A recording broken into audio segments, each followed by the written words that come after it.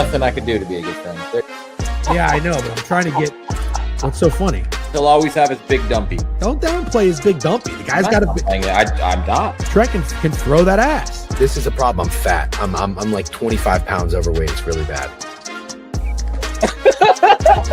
That looks like someone photoshopped you. Yo, I'm down 1K in the last 24 hours. Sounds like you need to take a break. Going for a walk is also a good idea, but then what will happen is you're going to see like a guy in a Cincinnati Reds shirt for no reason at all, and then you're going to say, oh, that's a fucking sign. I'm going to put $1,000 in the Reds to get all my money back, and then boom, you're down $2,000, and you're saying fucking it's Jeff Sunday's fault because he told you to go for a walk. I ripped the fuck out of my pants.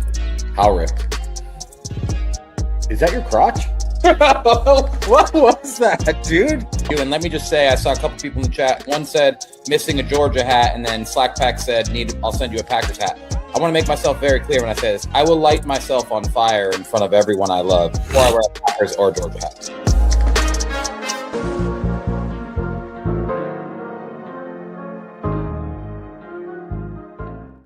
Bang. Good morning, Snowman. How we doing? Doing great. Jeff Sunday not here, but Jeff Tuesday is here. Jeff Tuesday. Just what we needed. Back-to-back weeks from you. A lot of heart. I appreciate you showing up for the fake sharps. How was your gambling night last night? It was good. Like I made money, so I can't complain. In fact, I had a very strong day gambling. I hit a total bases lay. I hit a bunch of soccer plays, including the chalkiest lay of our lifetimes, the Mbappe, Haaland, Messi lay. But missing out on the Messi, Mbappe, Haaland 2 goals lay made me feel like I missed out on the night. Yeah, I got to be honest. When I saw Haaland hit that second goal and the bet hit, I thought to myself, that is one of the most snowman wagers of all time. Here's my issue, and I'm hoping you can help me. Before we get into, obviously, I'm pretty excited about the Giannis trade. It's not that often that news breaks in the middle of the night, so we get to be the first show to talk about it. But I think I've learned I'm a glass half empty gambler. I'm a pessimistic gambler, which is weird because I'm not a pessimistic person, but I saw that all over the timeline yesterday. 2 goals, Mbappe, two goals, blah, blah, blah, parlays, plus 10,000, whatever it is. And my brain immediately says like, oh my God, these people are idiots, man. They're so stupid. That can't happen. Like lightning doesn't strike twice. It was already amazing that it happened the first time. But the first time I was like, okay, like honestly, good wager. You guys all thought of that. World Cups once every 4 years. Like that's a banger wager. It'll never happen again. And so I see it on the timeline yesterday and boom, it happens again for everybody. And then of course you got Trent, Trent saying, grow up if you bet all those guys to score. You got Jeff Sunday fading Mbappe, Krabs fading Messi and Haaland. And it's just all over the timeline. And I'm too pessimistic to take advantage of it. Like I make dumb wagers all the time, but for some reason my brain can't process it. And the reason I'm so disappointed in myself is because they're hot dudes. Yeah. So here's the advice I need from you, because I feel like you don't have this problem at all. You see something outlandish and crazy and you believe it can happen. You place the wager. What can I do to become a more optimistic gambler? Because that's what I think I need in my life. Well, at some level, I think all gamblers have to be optimists, because if you're just looking at it pragmatically and say the game is rigged against us with the minus 110s and, all the type of BS, SGP, negative correlation, parlay boosts, or, like in the casino, how every game is with house edge. Like you have to have some level of optimism, being like, I am going to win. I know I can beat the books.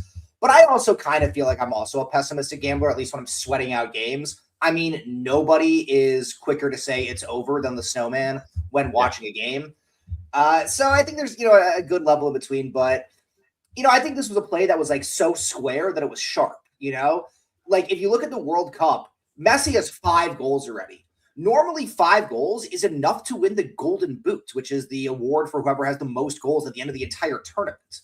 I think I saw someone in the chat that it had only ever happened 3 players' history have scored back-to-back games with 2 goals, and then all 3 did it yesterday. So I think it was some of the play where it was like, it's so obvious that these goal scorers are going to score, because how often do we watch sports and it's like, yes, it's so obvious this guy's going to drop 30. It's so obvious this team's going to win. It's so obvious this guy's going to have 100 yards. And then he goes out and shit the bed. Well, this was maybe like a reverse case of that, right? Oh, of course these top goal scorers who these teams feed the ball to 80% of shots aren't going to score when they're the best players in the world playing inferior competition. It's just insane that these guys are able to do it. 2 goals back-to-back days. Also, the fact that you have arguably the 3 best goal scorers in the world all playing on the same day. There's only 4 games per day, and you somehow get 3 GOATs all on the same day, all coming through. We are going to be talking next year when it's the dog days of summer, being like, I wish we had World Cup back. I wish that we could have this Mbappe, Messi, Haaland parlay back. 10 years, we're still going to be talking about this 2 goals, Messi, Haaland, and Mbappe back-to-back games of the World Cup.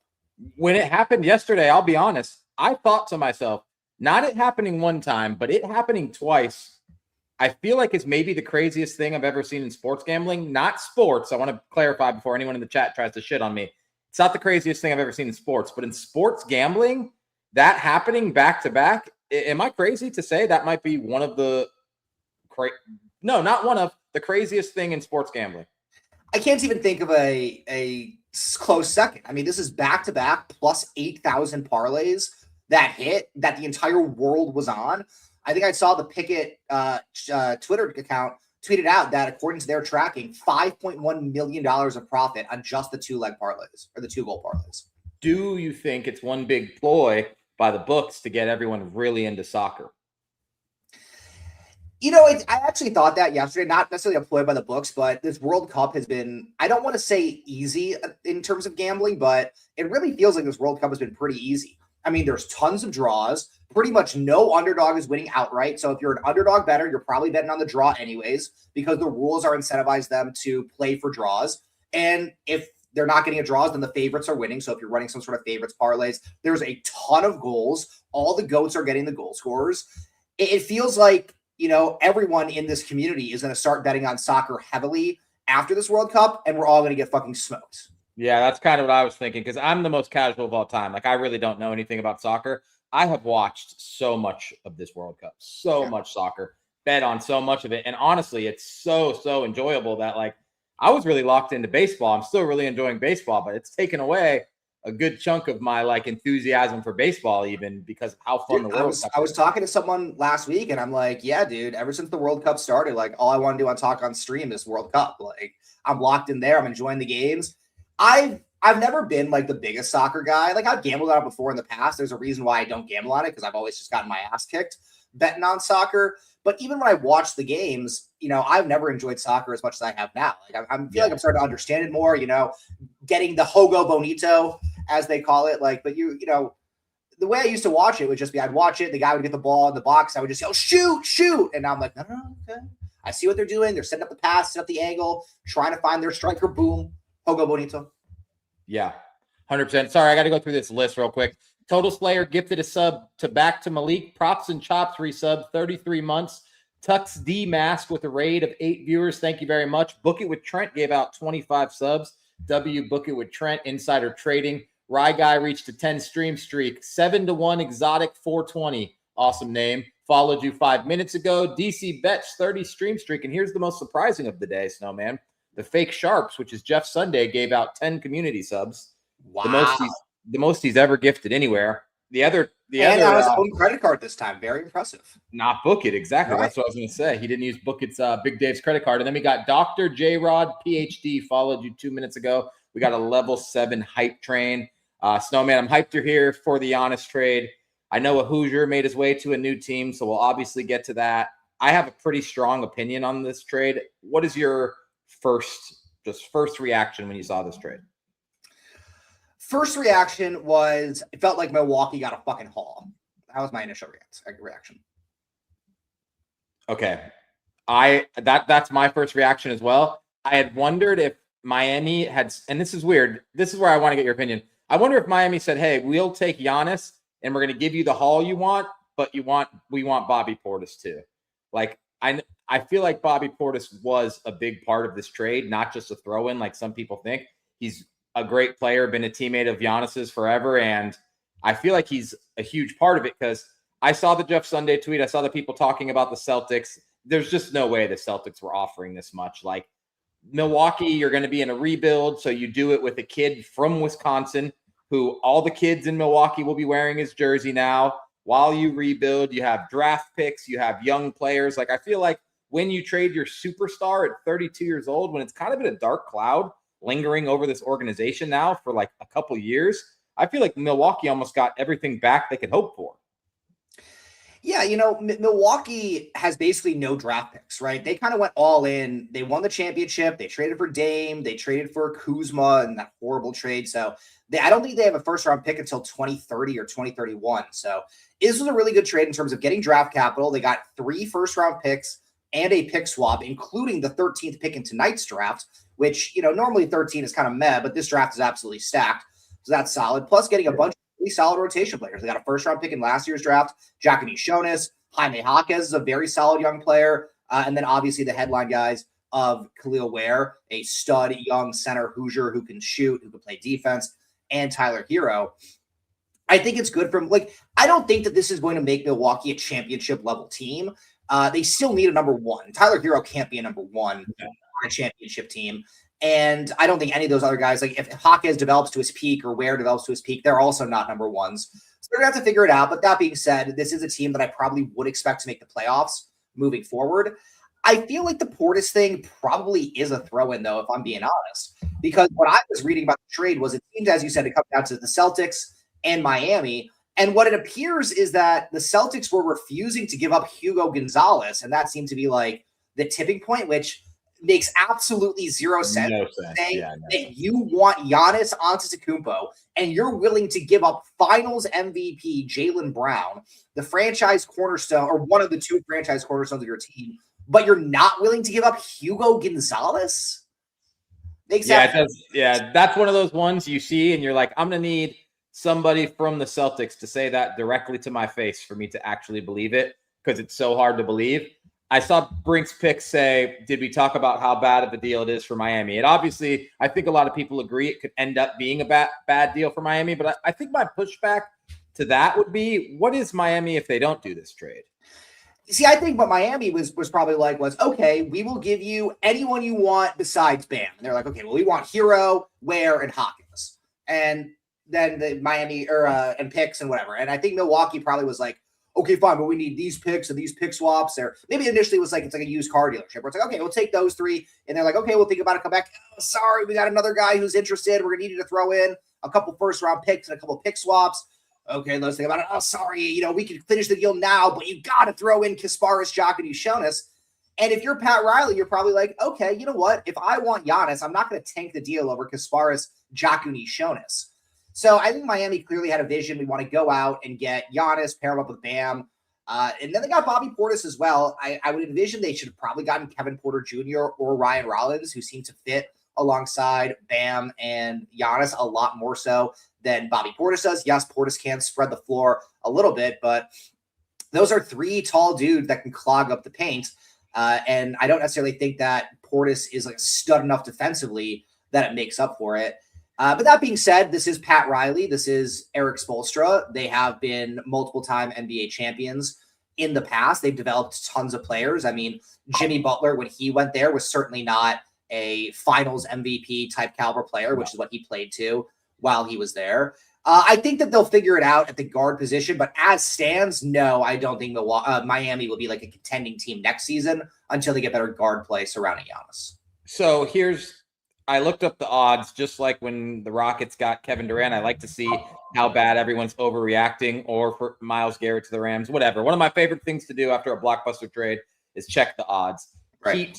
Heat sit at 3rd best in the East behind the Celtics and Knicks, which isn't surprising to anyone. Could be an overreaction. Here's my thing, and I'll work through it because I didn't know Norman Powell was an unrestricted free agent who wants a lot more money at 33 years old. In my head, when I first heard about this, I was like, okay, well, first of all, Giannis is a great number 1 if he's healthy. Bam is a good number 2. I think the issue with Bam is he's not a number 1. It's kind of the issue with Tyler Hero, too, is they got these 2 guys, and neither of them are number 1s. They're both pretty solid, decent basketball players, but you're still missing a number 1. But Bam is a solid number 2. And then in my opinion, I thought Norman Powell would be a really good number 3 for like 2 more years before he's washed.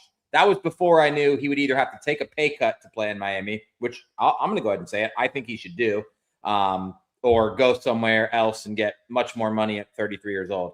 I would have been really excited about the Miami Heat if they had Giannis, Bam, and Norman Powell, because the roster we're looking at right now, like they're going to add 4 more guys to this roster. They just traded away half the team to Milwaukee. So the roster we're looking at isn't full. And no disrespect to the Knicks, but I'd say after the Knicks, the East is so open. The East is so open that if you have a healthy Giannis, you could make your run. I don't know if I think that the Miami Heat could put together any team that could beat the Spurs or the Thunder, but I feel like healthy Giannis, Norman Powell caliber player, or Norman Powell taking a pay cut, I think I would be more in on this Heat team in the East than I was on the Rockets team in the West going into last year after they got Kevin Durant. I agree. I mean, KD last year / this year is not as good as Giannis is right now. The East is a lot more open. I will mention the Pacers, though, because the Pacers did make it to the finals the previous year. They'll be getting Halliburton back. They will not be getting a top 4 pick in tonight's NBA draft. Instead, their 5th overall pick from the tank will be going to the Clippers. But I would expect the Pacers to make a step up next year. So they got Zubac, right? And they lost Mathurin. Yeah. It'll be like Halliburton, Siakam, Zubac, and then you have like Nesmith, Nembhard, and they'll maybe need to find like a better power forward to slide in there, but they're not going to be a bad team. Yeah, I don't have anything bad to say about the Pacers. I'm tempted to call them a one-hit wonder. I'm not sure they can ever recreate that magic, but after what I saw Tyrese Halliburton do in that playoff run, there's just you couldn't pay me to say anything negative or bet against him. They're and then I guess you got to talk about the Pistons, right? The Pistons again, not because they're going to be really good. They won 60 games last year. And have you seen the comments about the Bucks are trying to go ahead and send Tyler Hero right over to Detroit? Have you seen those rumors? I did hear that there were some potential trade rumors involving Hero. I didn't see that it was to Detroit specifically, though. Because Detroit, I think more so than any other team that you could call a contender, Detroit needs another piece, like badly. I think we all agree that from this playoff run. Cade Cunningham's awesome. Who would they want from Detroit, though, back for Hero? I don't think Detroit has anybody that they could give him. It certainly wouldn't be Jalen Duran if it's me. Jalen Duran on the Bucks. It's not that crazy. I don't know. I don't know. He's a good free agent anyways. Does he would he work at all with Miles Turner? Maybe, because Duran only works in the paint and Miles Turner's a bitch who refuses to get inside the paint. So I guess they would work, actually. Yeah. I don't hate that. Okay, cool. I think that's a pretty good breakdown. There is another trade from the Eastern Conference yesterday maybe we should touch on. Julius Randle getting traded to Brooklyn and Nicholas Claxton going to the Bulls. Are you excited as a Bulls fan? And then I'll give you my opinion on. I loved it as a Bulls fan. We got Nicholas Claxton for nothing. I'll take that all day long. What do you get, like a late first-round pick or an early second-round pick to get Claxton? I mean, a Minnesota salary dump for Randall is the Bulls' gain here. And what's funny is they used it to re-sign Dosunmu, whom they got from the Bulls. So you know what? Good on the Bulls. They're getting extra value out of that trade somehow. So this means the Timberwolves are 100%. It's not. They didn't just do that to re-sign AO. And obviously, I think we could all agree they probably wanted to part ways with Randall, but they need another stud, right? No, I think they did it to re-sign AO. I mean, they don't have much salary cap anymore now. No other big moves coming for the Timberwolves, in your opinion? No, I think they had 1 year Randall and said, we are all good. We will get rid of him for nothing. Addition by subtraction type thing. I need somebody smarter than me to explain to me why the Nets would do this. Doesn't it seem like such a disaster to have Julius Randle and all these kids in Brooklyn? I think the Nets are at a point where they realize that they're not winning this year no matter what. So does it really matter what they do? I mean, at the end of the day, trading Randall for Claxton is a good play, right? Randall's better than Claxton. No matter how shit we want to call Julius Randle and how much we want to, dog on him. Half the reason we're doing that is because we're not calling him a shit basketball player. We are calling him shit compared to what we expect him to be or what we have seen from him potentially do in the past. Not necessarily like, oh, he's a, below average replacement level player. So I kind of get it from the Nets standpoint. I mean, it theoretically will help sell more tickets and more jerseys. I mean, you got Randall and Porter, which is like the most disgusting combination of stars, maybe in the NBA history. But at the very least, it's a lot more enjoyable if you're in Brooklyn to be like, hey, maybe I'll go catch these guys play. It'll be semi-competitive. But I still feel like Brooklyn is kind of tanking. I mean, I don't think they see Porter as a number one guy. I don't think they see Randall as number one guy. So at this point, they're just kind of like spinning their wheels until they can hit on a young lottery draft pick.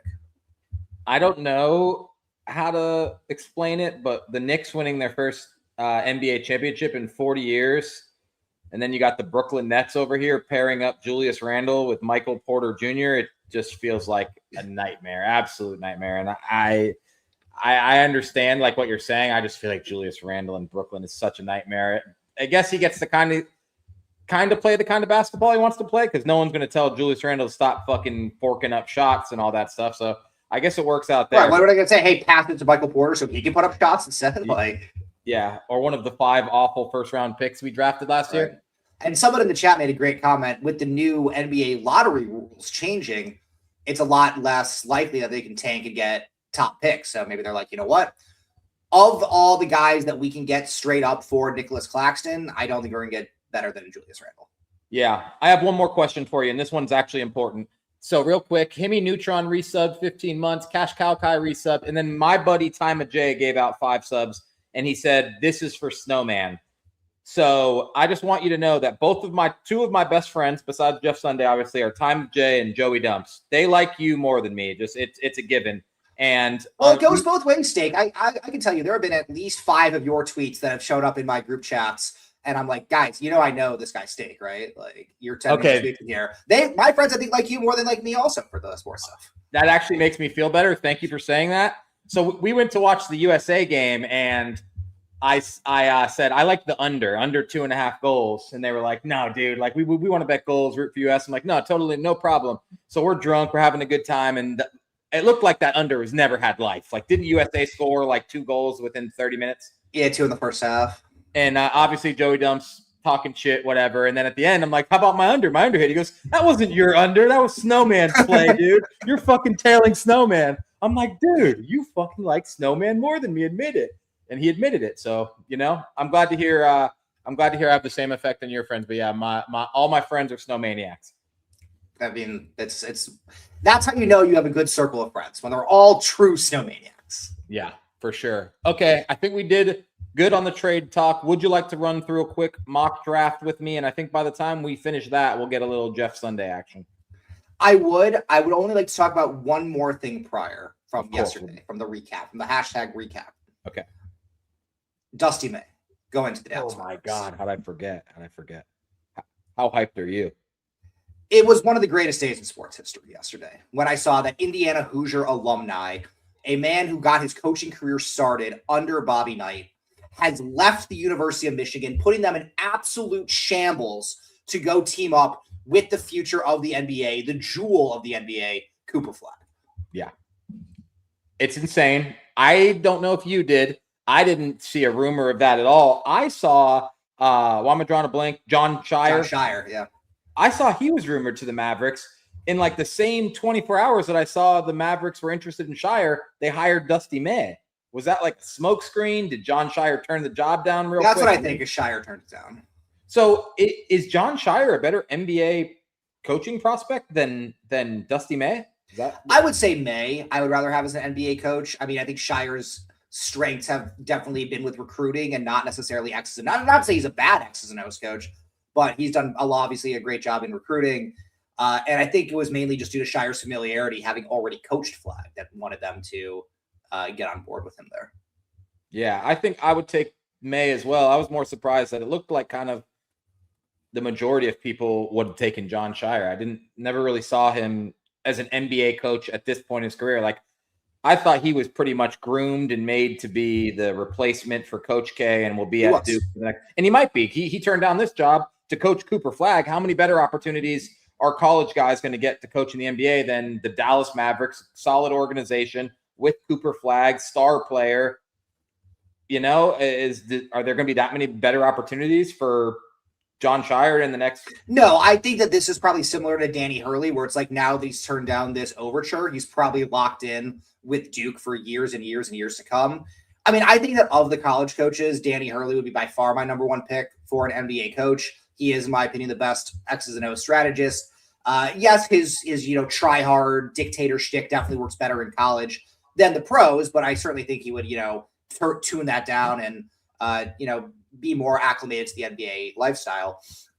But yeah, Shire I don't think he makes a ton of sense as an NBA coach. Again, as you said, like he's been under Coach K, who was a former Bobby Knight disciple as well, and groomed for years and years to be that replacement. I mean, Duke had a lot of these guys, right? Remember Jeff Capel was the former head coach in waiting before he had enough and then said, fuck it, I'm going to Pitt. and maybe even one more before him as well. But I with Coach K still running Duke like, Emperor Palpatine, shadow government behind the scenes style, I feel like Shire is going to be there for a long time. And I think it was really only due to the flag connection. And Shire probably realized that he's much better suited for college than the NBA. Okay, and then last thing, we got to touch on it because I feel like you would love to touch on it. Do you believe there's any truth to the rumors that some news is about to come out about the University of Michigan and some infractions that are going to be placed on the team, including vacating wins? And Dusty May got out of town for that reason. Only saw it on Twitter. I don't know if it has any merit. I'm just mentioning it. I think this would be you're asking me this question because you want me to shit on Michigan, but unfortunately I can't in this situation, because if Michigan was going to get punished, shouldn't they have been clearly punished for their active cheating scandal in college football where they had them dead to rights with Connor Stallions and Harbaugh? I mean, Michigan literally has had many guys flee the scene because of cheating and sanctions, right? Harbaugh left, Minter left, Mike McDonald all left. In fact, Jim Harbaugh tried to leave the year before to your Vikings. If you remember, when they hired Kevin O'Connell, everyone thought it was supposed to be Jim Harbaugh, and Harbaugh wanted to get the fuck out of there because he knew that the hammer was coming. And that's why they had Sharon Moore be the head coach. Remember the first year Sharon Moore was head coach, it came out that he was coaching without a contract because everybody knew, including Sharon Moore, that he was not actually there to be the Michigan head coach. He was there to be the fall guy in a, Batman Dark Knight Rises. They expect one of us in the wreckage, brother. Like, he was the guy to be the fall guy there while Harbaugh and everyone else escaped. So the fact that they didn't punish them there for football, why would I think they're going to be punished for basketball? Like, I know that Michigan runs a very sloppy shop. I know that they actively cheat and they can only win via cheating. That's their only success they've ever had. So if it happened, maybe. But, Dusty May's a Hoosier. I'm sure he ran a clean program there. Yeah, very, very, very good impression, by the way. I won't forget, there's people in this chat, people close to me, who genuinely believed Sharon Moore was the next great Michigan coach. And me and Jeff Sunday aren't correct on our collabs that often, but we collabed on Sharon Moore being a fall guy and a complete fucking goofball, not to mention one of the corniest dudes that's ever coached a major school ever. Just insane. But there were people in here who really believed in that guy. I'm not going to forget that. And there are people who are already comparing the new head coach. Michigan already promoted their top assistant, Mike Boynton Jr., to head coach. People are already comparing him to Sharon Moore, not just because he's an assistant who took over when the national championship winning head coach flees to the pros, but also because he apparently follows a lot of really hot chicks on Instagram. Damn, you got to be careful. You got to be careful with that. Going full Chewy as a Division I football coach is probably not the best move. Probably not. Okay. Wait, who's the head basketball coach of Michigan now? Mike Boynton Jr. He's the former Oklahoma State coach, who had so much success. I guess he technically did recruit and had Cade Cunningham, and they had a good team that one year that Cade was there. But outside of that, I don't believe he ever made the NCAA tournament. Okay. Got it. All right. I'm going to pull up a mock draft just to reference how accurate we are. I think we agreed a minute each pick. Me, you, and Jeff Sunday kind of did a more in-depth breakdown. What day were you on? Was that Friday? I think so. Anyone who wants to watch the VOD, we had Snowman on Friday as well. We talked pretty in-depth. But here, are we both still on the same page, or are you going chalk with DeBonsa at number 1 to the Wizards? I think I'm still sticking with DeBonsa. I mean, I understand the Peterson rumors. However, I did see that Peterson finally bent the knee and did do an interview with the Jazz. So I think that's a sign that the Wizards are going with DeBonsa. Also, I think I saw DeBonsa's father post a picture in front of the White House or something along the lines of something Washington-ish. So I get why you're thinking what you're thinking. I still feel like there's something weird going on with how low the odds are, when in all reality, if DeBonsa... For what it's worth, the odds have moved to minus 800 DeBonsa. I did see that on Purple Book today when I checked for NBA draft odds. Minus 800 is still not that high. Like, if you're thinking DeBonsa is a sure thing, I just feel like minus 800 is not that crazy. Like, these sure thing picks, like we said it, and I understand DeBonsa is obviously not as much of a sure thing as Cooper Flagg, and there's probably no point in comparing, but I have this weird feeling something's up with this pick, so I'm going to stick. I already placed the bet, so I can't change it anyway. I wish I would have waited. I would have got better odds, but I have De'Aaron Peterson to go here plus 400. I will say, outside of the sham with Jabari Smith, Paolo Banchero, and Chet, this is probably the lowest odds I've ever seen for the number 1 pick on draft day itself. Yeah, it's interesting. We'll see if there's any smoke there or if it's just all bullshit. Also, quick comment from Joel CP in the chat about Oklahoma State having restrictions for the tournament while he was there. Question, why do they have restrictions? Was it potentially due to, I don't know, a coaching violation or some sort of violation that you could, go back to the head coach being the ultimate responsibility for why they had those restrictions? Okay, please go ahead, Stig. You have no idea how funny that is, or maybe you do know how funny that is, but Joe LCP is just becoming Jeff Sunday's biggest rival. And now Jeff Tuesday is here, and he might be becoming Jeff Tuesday's biggest rival. I don't know. Joe LCP, maybe I don't know how much longer I can defend you. Listen, I will take on all comers from the Michigan Hive. It could be 100 versus 1, 1,000 versus 1. Snowman will stand tall. Yeah. Okay, so for pick 2, are you Cam Boozer or are you Darren Peterson? Obviously, I'm DeBonta, so that my opinion doesn't matter. But who you got with pick 2? I think it's going to be Peterson. Especially now they did do the interview with the Jazz. I don't think the Jazz are going to be he didn't talk to us, so we're not going to draft him now. At the end of the day, I think that he is probably a higher upside guy than Boozer.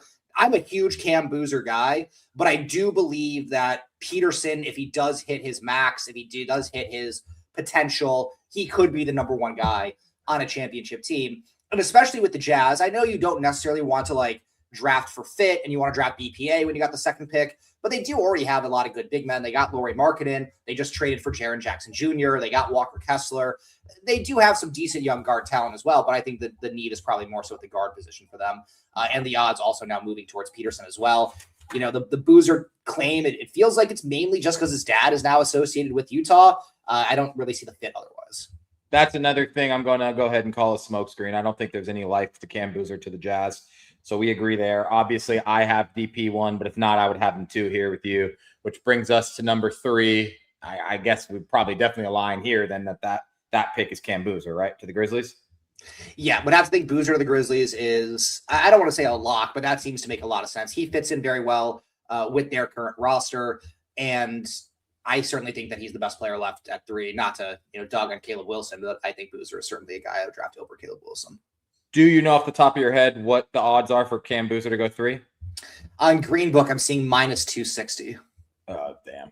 No, nothing fun there. Even though I'm not afraid to drink juice, but that might be a little too much juice. That is happening, though. I understand nothing brave about saying a -260 is happening. It's happening. Yeah, the odds right now are certainly indicating that the top 4 picks are locked.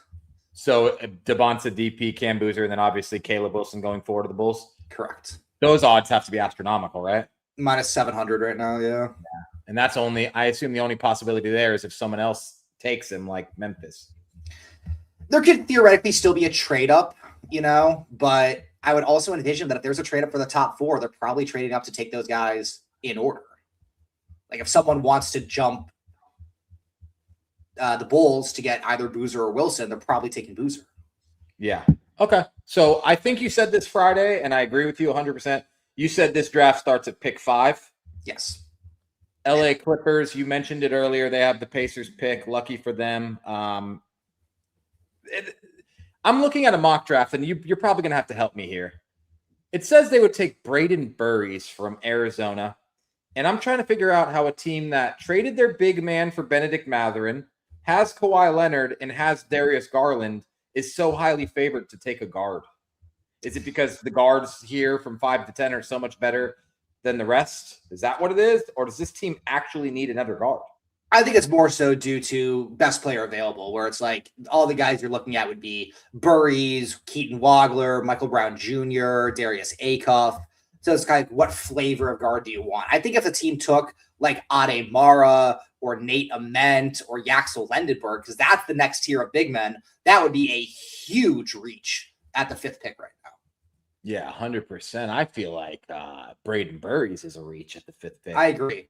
I would go Acuff here. I mean, we talked about it on Friday, but I mentioned like, oh, maybe they wouldn't because of Darius Garland, and then you realized Darius Garland is not him. He is not a guy that you say, oh, we can't take a stud player in the top 5 because we have Darius Garland. So I think they're going to go with the guard here. You could argue that Wagler could definitely be a wing. He could be more of like a small forward type. He's more like 6'6" and has that sort of skill set. I do see that he is now the favorite, even if he's not a minus odds favorite to be the pick. Wagler? I think it'll be a huge bust if he goes to the Clippers. I think he's going to be a huge bust. I called 2 bust predictions for this draft. Wagler was number 1. Just something about him I don't trust in the NBA. Nate Ament was number 2. I backed off Nate Ament to the degree that I don't know if he'll be good eventually. I just think it'll be many, many years before Nate Ament is ready to play legitimate NBA basketball. So if in 6 years he's solid, I wouldn't be surprised. But I think any team taking him in the top 10 is making a mistake. So for this pick, you're going A-Cuff, and what are the odds on that? I would go A-Cuff. I see right now A-Cuff is plus 450 on the Green Book. Okay. What's Mara? Mara is plus 2,200. Jeez. I feel like it's not that bad of a pick for the Clippers here. I can't get around them getting a guard. I'll go Wagler. I don't have a confident read in this one. I feel like adding a guard to this team is a little strange when you need a big man so bad, but it seems like that's what they're going to do. So I'll go Mara. I think this could also be a trade spot too. If they decide they want bigs, they can drop down to 8 or 9 and still get any of those 3 guys. Because the next 3 picks the picks from 5, 6, 7 should be A-Cuff, Wagler, and Brown from Louisville. Yeah. So if you don't want one of those guys, you should drop low. Yeah, that's exactly what I think. Well, that's where we're at, pick 6. This mock draft has Mikal Brown. So you just had A-Cuff going the pick before, so I'm going to assume that you also have the Brooklyn Nets taking Mikal Brown. Yeah, with A-Cuff off the board, I would for sure go with Brown, especially now that you got Julius Randle on the team. I know he's not necessarily a traditional like big guy that can clog up the paint, but with Randle and Porter, you need a guard and specifically a distributor. So I would look at Brown here, especially. I mean, I wouldn't say Brown is like a big time distributor. If you really want to go for like a true pass first point guard, I don't even know if one exists right now on the board. I guess A-Cuff, but he's also more of like a slasher and driver, but he also can pass. But I think Brown is probably the move here for the Nets. Yeah. So in your mock draft, I would agree Mikal Brown be the next pick. And mine, I don't have A-Cuff off the board yet. So I have A-Cuff here going to the Brooklyn Nets. I guess Flemings could also be a pass first type of point guard too, but yeah, I don't see Flemings going here. No, I don't either. So pick 7, the Sacramento Kings. I'll go first because you just talked about him. This is where I put Mikal Brown. Mm-hmm. Who do you have going to the Kings now that you have A-Cuff and Mikal Brown off the board, which I think will be pretty fucking brutal for the Kings. So I think really want one of those 2 guys. Yeah, this is where I would go Wagler, and I would say that he will be a bust in Sacramento. Yeah, Wagler to Sacramento sounds absolutely brutal. This is an interesting pick, a really interesting pick, and I'm curious if you wouldn't mind telling me the odds. Mm-hmm. Pick 8, the Atlanta Hawks, brought CJ McCollum back. They have a Kongwu, but a lot of people very big on them needing a big man. I agree with that. I think that's the number 1 option. I really like Ade Mara. I know he's a Michigan guy. Not sure how you feel about him. This is where I have Mara going. So Mara is the favorite, plus 250 right now at that spot. I love that wager. Absolutely. I just can't help but thinking if somebody wants Mara, they will trade up ahead of the Hawks to get him. Because Mara certainly seems like one of the most intriguing prospects in the draft because of size. He's 7'2", 7'3", a pretty good, perimeter rim defender. And right now there's a huge problem in the NBA if you're every team not named the San Antonio Spurs, and that is Victor Wembanyama. And there are a lot of teams out there like OKC, like potentially, I don't know, the Lakers, Minnesota, Denver. If you're any top team in the West, you have to be looking, how am I going to stop Wemby for the next 10 years? Yep. And that's going to put a premium on a guy like Mara, who you say, if you look at the draft, say, who is the preeminent Wemby stopper? If you're OKC, what is the only need you have on your team? Wemby stopper. So I think a lot of these teams are going to say, okay, well, if the Hawks are at 8, then why don't we move up to 7 or even 6 now with Brooklyn and draft Mara? So I would be concerned about trades. I know we're talking this mock draft without trades, but I do think that someone will jump not only the 8th pick Hawks, but now the 9th pick Mavericks with Dusty May if they really want Mara. Yeah, perfect way to set up the next pick. But let me ask you one question. So just so I am confirming, you would take Mara here at 8 if there is no trades and the Hawks end up with this pick, or would you pick somebody else? If I'm the Hawks, I probably would still go with the guard position. I mean, you just traded Trae Young. You have CJ McCollum, but he's certainly getting older. Like, he played very well in the playoffs. I'm not saying he's completely washed, but you got Jalen Johnson right now is kind of like the centerpiece of your team moving forward. I don't think that the big man position is as glaring for them moving forward as the guard. So I would look maybe towards Kingston Flemings if I was Atlanta, or potentially Braden Burries. in that aspect, but probably Fleming's more so as, kind of get more of a lead ball handler, because McCollum is not going to be able to keep up this role for too much longer. Yeah. Okay. You set it up really nicely. Pick 9, Dallas Mavericks, new coach, Dusty May. Cam is money. Our boy Cam is money sent me that he jumped on Mara or Yaxel to be the pick here. We get why. I think he already got Monster CLV on both of those. Do you think that's fake steam or kind of fake news that Dusty May's first move as the coach of the Dallas Mavericks will be making sure he gets one of his guys? Let's start with Mara, because it sounds like you either think there's a trade up, or if not, he would maybe be available here. If he was available at number 9, do you think the Dallas Mavericks would take him? Well, I'm not going to say concretely that Dallas will take a Michigan player. When Harbaugh left to go to the Chargers, I believe he took Joe Alt, a Notre Dame player, with his first round draft pick, and didn't draft Blake Corum or JJ McCarthy. I think a lot of people were expecting him to pick up Corum in the later rounds. If I'm Dallas, I don't think you need a big man. You got Derek Lively, you got Daniel Gafford, you got Cooper Flagg, who is a very good defender who can kind of rotate and take on some of that help. I think they need more guards. You got Kyrie Irving coming back, but I would certainly be looking to take a shooter here in the spot if I'm Dallas. Klay Thompson probably out. Even if he's not out, you're really relying on Klay Thompson as your long-term shooter, or Max Christie. No, I think you need to take a guy that can shoot the 3 here and spread the floor for the big guys in Flagg that you already got. So I think Braden Burries could be a good look here. I think if Flemings or Wagler or Acuff or Brown, if any of these guys fall, that could be a look. I think maybe LeBaron Philon could be a look here as well. That being said, I wouldn't be surprised if they went with Lendeborg. I think Lendeborg makes more sense than Mara for this team, because I think Yak's a little bit more versatile. And while they certainly do need a Wemby stopper, that's for the future. Dallas is not a Wemby stopper away from winning the championship, right? If they get to a position next year where it's like, oh my God, we're in the Western Conference Finals against the Spurs and Wemby's just dicking us down, okay, great. That's a great result for Dallas this year if they make it that far, to the point where it's okay, we have to go all in on finding that big who's not Derek Lively, who's not Daniel Gafford, who can stop Wemby. Yeah, I want to go on record as saying I think a Mara would be a perfectly fine pick. I would be very out on this team drafting Yaxel Lendeborg. I think he's a good fit for a couple of these teams we're about to talk about coming up. I don't think he's the best fit for Dallas. I think you sort of nailed it with Klay Thompson, but you didn't mention Kyrie Irving. It's not Kyrie Irving could probably still play basketball at a really high level, but we don't know what Kyrie Irving is going to do. We have no idea how much he's going to play, how much of an impact he's going to have. And if he doesn't play a lot, I think you really fucking hinder Cooper Flagg by not having him alongside a good guard. I think at pick 9, with very good guards left, Kingston Fleming, Braden Burries, that's who I think the pick is going to be, Braden Burries. I think you have to get a guard here in Dallas, so I'll go with Burries as well. What are his odds? He is also the plurality favorite, plus 250. Got it. Okay, but those are good. That's good enough juice to get involved. Okay, this next pick. Well, wait. Bucks have picks 10 and 13 now, right? Correct. Yes. Makes things a little different. This mock draft has them taking Nate Ament. I hate that pick with what's available on this board. I'll let you go first. There's a guy here, 2 guys I actually think would be home runs for the Bucks. Well, I do kind of think they need interior presence now after trading both Giannis and Bobby Portis. I mean, they did get back Khalil Ware for sure. Jaquez and Jackie Shonas can play on the outside, but I do think they need another power forward. So I get the Nate Ament look.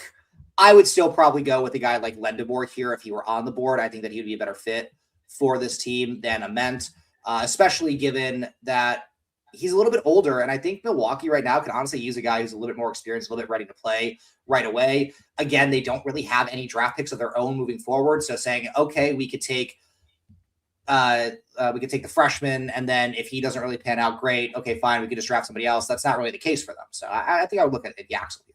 So Yaxel was one of my 2 for sure. I think Yaxel's a better fit for most teams than Nate Ament, but specifically for the Milwaukee Bucks for sure.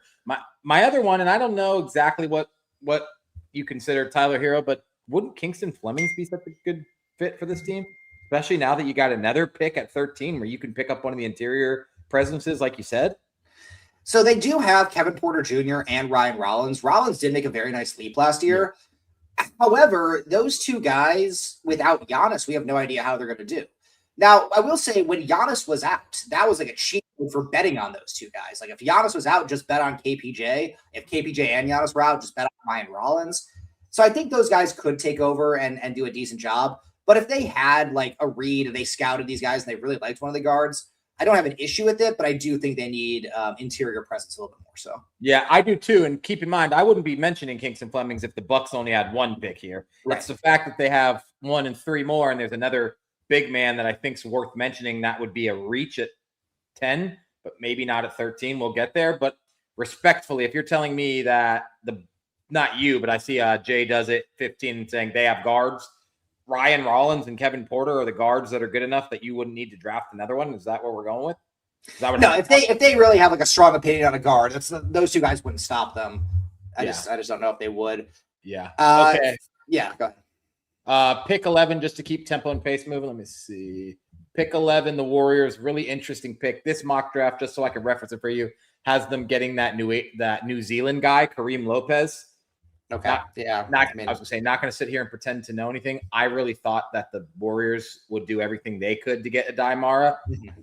It probably sounds like I'm up here glazing him a lot, but I do feel like he's one of the most unique players in this draft, and that there's a couple teams that. I mean, look, you have an absolute shit can in Zach Edey, who went top 10 last year because he's tall, or 2 years ago, whatever the fuck he went. So height is a very important factor in the NBA. I know this is breaking news for someone to come on and say, but you can't teach height.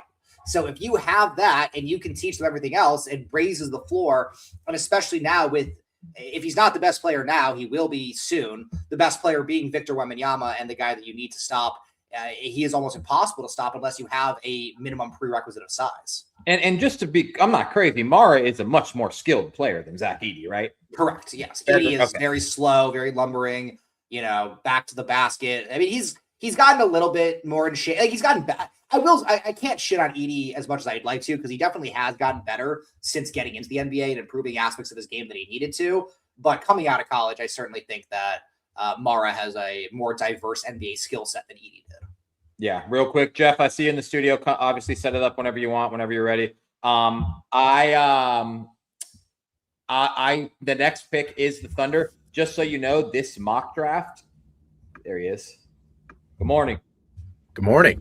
I didn't want to interrupt. You guys are cooking right now. Oh, that's all right. We want to get you involved. We're about to talk the Thunder pick. Have you heard most of what we've discussed so far? Yeah, I think I probably missed in total like 10 minutes of it. I had one AirPod in while I was pretending to be present in a meeting, so it was really good. And I got absolutely fired up when I heard Snowman cook Joel CP's fucking bitch ass. So I'm fired up and ready to go. Let me get this button up. Well, before we get into the draft, Jeff, now that you're here, do you have any comments on the Giannis trade, the Randall trade, or the Dusty May signing? I only have something. Yeah, I have a little bit of something, actually. Let's go backwards.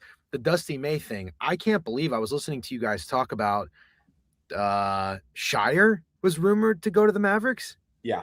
Absolutely insane. That's the dumbest thing I've ever heard of in my life. I can't imagine him coaching in the NBA just like this, after a couple of years at Duke. He needs to stay in college for a few more years. That would have been a moronic hire, in my opinion. Steak, you said there was potentially some rumors that there's some infractions coming from Michigan. Wouldn't surprise me. Chat told me I got. Well, did you guys see the Braden Smith thing from yesterday? Braden from Purdue, the Purdue kid? No. Yes. So he posted a screenshot of a text that he sent to Dusty May now that he has become the Mavs head coach. Like, good luck, coach. Blah blah blah. Kind of saying AI. Okay, never mind. Never mind. Yeah, it's hard. It's hard for a player in these streets nowadays. So I'm not shitting on Steak for getting sentelled or anybody for getting sentelled. Wait, hold on. Nothing about Julius Randle. That's so weird to me. I haven't even seen any details about that. Yeah, I had some thoughts real quick about the Heat trade for Giannis. Two things. Had no idea Tyler Hero was from Milwaukee. Like, the way I see him kind of, I don't know, adapt to the Miami style, like, I don't know if it's his baby mom or his wife or his girlfriend or whatever, and he's already got like the fashion thing going on. He's like Joe Burrow meets like Malibu's Most Wanted, like getting into like the fashion scene with like the big pink scarves and all this shit. I would have never guessed that he was a Milwaukee guy. He doesn't seem like a Milwaukee Bucks kind of fit. But somebody was saying to me, like, I guess if Jaylen Brown and 3 first-round picks weren't an option, if those were rumors, fine. I think it's an okay return. But some guy was saying for the Heat, like, I don't think this really does anything for the Heat. They're 20-1 to win the championship. They should be 50-1. Some guy was like, don't sleep on Bobby Portis. He averaged like 13.7 points per game, whatever. Am I crazy? Like, but I feel like this is Tyus Jones 2.0 from anybody. Everybody was fucking slurping him. Bobby Portis is like a fine dude to come off the bench, but that's a guy that's making it move for you. If you're a Heat fan, like I'm undervaluing Bobby Portis being included in that trade. Like, the guy's 31 years old. I'm not saying he's probably got a couple years to like be a dude, but that's crazy to me if you're a Heat fan trying to like, I don't know, gas up this return for you and be like, oh yeah, we got Portis. Well, when you trade for a star player, usually it starts becoming this thing where you're like, okay, we have to fill out this roster with really good role players. And I said it to Snowman earlier, I'm a really big fan of Bobby Portis being included in this trade for the Miami Heat because I think it already kind of handles step one of getting a really good role player. Bobby Portis is a really, really good, reliable role player who I think is an awesome part of the trade. I don't think it fucking should move the championship odds or anything like that. But do I think he'll be a huge piece if they can add a couple more bench guys? Yeah, for sure. Okay. All right. Fair enough. But yeah, I don't want to take us back too far. You guys did a really, really good job though. It was very, very entertaining to listen to. Good recap. Thank you. I think we should fly through this though, because I already see the chat. I'm not going to say gooning for Snowman's World Cup picks. So okay. I'll just roll through these next picks. Pick 12. Make it simple. This is where I have Yaxel. He seems like such an Oklahoma City Thunder guy to me. I think they're going to be absolutely hyped that he's available at 12 when he's here. Yaxel lend the board for me to the Thunder. See, based on what I have my mock draft going here, I would already have Yaxel gone. So I would actually go with Ament here if I'm OKC because A, they don't need him to contribute right away. So that would allow him to develop and potentially increase his skills. And if we've been shitting on Ament for a little bit, and I do agree, like, I would not want to draft him super highly, but getting him at 12 is pretty good value, especially for a team that has already pretty much everything and could afford to waste a pick per se. But if he does pan out, then that would be an absolute steal for OKC to get him. And he would definitely help, potentially with contracts. If you have to let Hartenstein go, he could step up and replace for that and just give you a lot more flexibility on the defensive end, having another solid big man in there. Yeah. Okay. No complaints there. 13 was originally going to be the Miami Heat's pick. If it was, I was going to go LeBaron and Phylon. It is not their pick anymore. It is now the Milwaukee Bucks pick. And so for that reason, I'm going to go with one of the big guys we discussed earlier, Haynes Steinbach from Washington or Chris Senack Jr. I think this is where they get their big guy because obviously I had them taking Kinks and Flemings. What do you think for the Bucks' second pick of the first round? Or it's going to be your Jeff. It doesn't matter. I guess it depends what they do with the first pick. I mean, assuming they take a big man with the first, I don't see them doubling down on big guys, even though they did lose both Giannis and Bobby Portis. So I would maybe look at a guy like Phylon, could be a decent look here. Maybe a wing like Cameron Carr from Baylor. If Braden Burries is somehow on the board, snap him up. But I don't think I would double down on two big men if I am Milwaukee. I think I try to spread around the positions here. Okay, cool. Jeff, do you want to add in any of these or? I don't know. I'm not as big of a Nate Ament hater as you are. I'm not someone who thinks I wouldn't take him with a top 7 pick, but I think that if you can get him, like what Snowman said, around what pick are we talking about? 12, right? We're at 13, yeah. Yeah. I think he's a dude worth taking a shot on. He's got, I just looked it up. He's 19 years old, 6'10". He's got it's a little bit concerning for me that he might not be a dog. But he's also 19 and he's at a place like Tennessee with Rick Barnes. They never really win or do anything. I would give a guy like Nate Ament a chance and see what happens in 2 to 3 years, because I think sometimes he shows flashes of being a hooper. Mistake, when we were watching Tennessee, Kentucky, nobody on Tennessee did anything. They couldn't create any offense. It was just him. Yep. So I kind of think if he was I don't know, on a Gonzaga or something like that, maybe we might have a little bit more of a positive opinion. So I just want to be on the record. I'm not totally out on Ament. I would say Ament is compared to the guy we talked about earlier, I would compare him to Julius Randle, where it's you look at this guy and say, he should be so much better than he actually is. Now, granted, he's a freshman in college versus Randle, who's been in the NBA for 10 years. But I think that's the view with Ament, because he was a top high school recruit, top 5 top 5-star, and everyone was saying like, "Oh, this guy's the next Kevin Durant." I don't know if you guys remember this. People were literally comparing him to Kevin Durant before the season started. To Ament? Mm-hmm. Yeah, and once again, I glazed Cam's money a lot for this, but he did give us a really good comparison that every team says one guy is Kevin Durant every single draft, and that's why he gets drafted too high. I want to be on record. When I was talking about Nate Ament being a bust, he was being discussed as like a top 7 pick. That's where I think he would be a bust. I agree with you guys. It's 15. Yeah, no, like before the season started, it was Debonsa, Peterson, Boozer, and Ament. That was like the top class. Yes. Yep. Exactly. Fair. At pick 15, am I fine with Nate Ament? 100%. For tempo and pace sakes, I'm going to move to the Hornets pick. I have Morez Johnson, the other Michigan big, going here. I have a hard time figuring out what the Hornets need. They're a really fun team. They probably need some veteran presence, but I also think they need a big man. I like Morez Johnson a lot. 7'5" wingspan. I think this is a great pick. You know what pick I like here for the Hornets? Bennett Sturtz from Iowa. That's interesting. Sturtz and Knipple on the same team, huh? Mm-hmm. Because I look at this team right now, and they have a lot of great players. But you know what they don't have? A primary ball handler passer. LaMelo Ball is a great assist guy, but he is a guy that's looking to shoot first.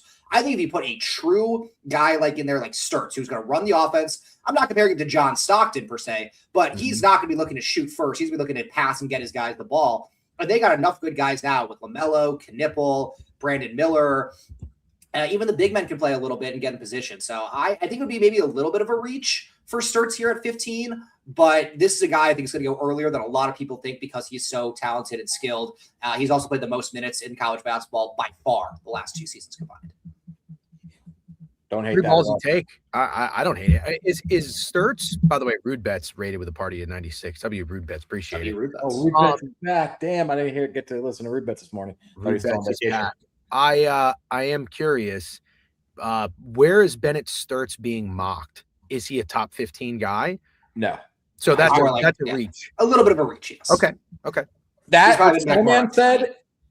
I probably read like 30 mocks. What Snowman said is the earliest I've seen him go. Detroit, I've seen a lot of Detroit Bennett Sturtz love. I don't hate that fit though, and that idea of what Snowman just said. But yeah, I'm not really much use when it comes to picks all the way out here. I am just curious, and I don't know what pick you intend to go up to, Steak. I'm assuming you're not going to do the entire first round, but I see the Bulls have the 4th and the 15th pick.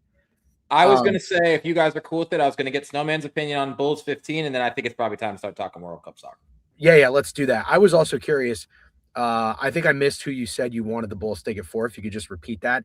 Is there any are there any rumors that they might package these 2 picks and try to trade for somebody or no? No, I think they really want Caleb Wilson. I think they're hyped about ending up Got with it. Caleb. Got it. Okay. Who do you got at 15, Snowman?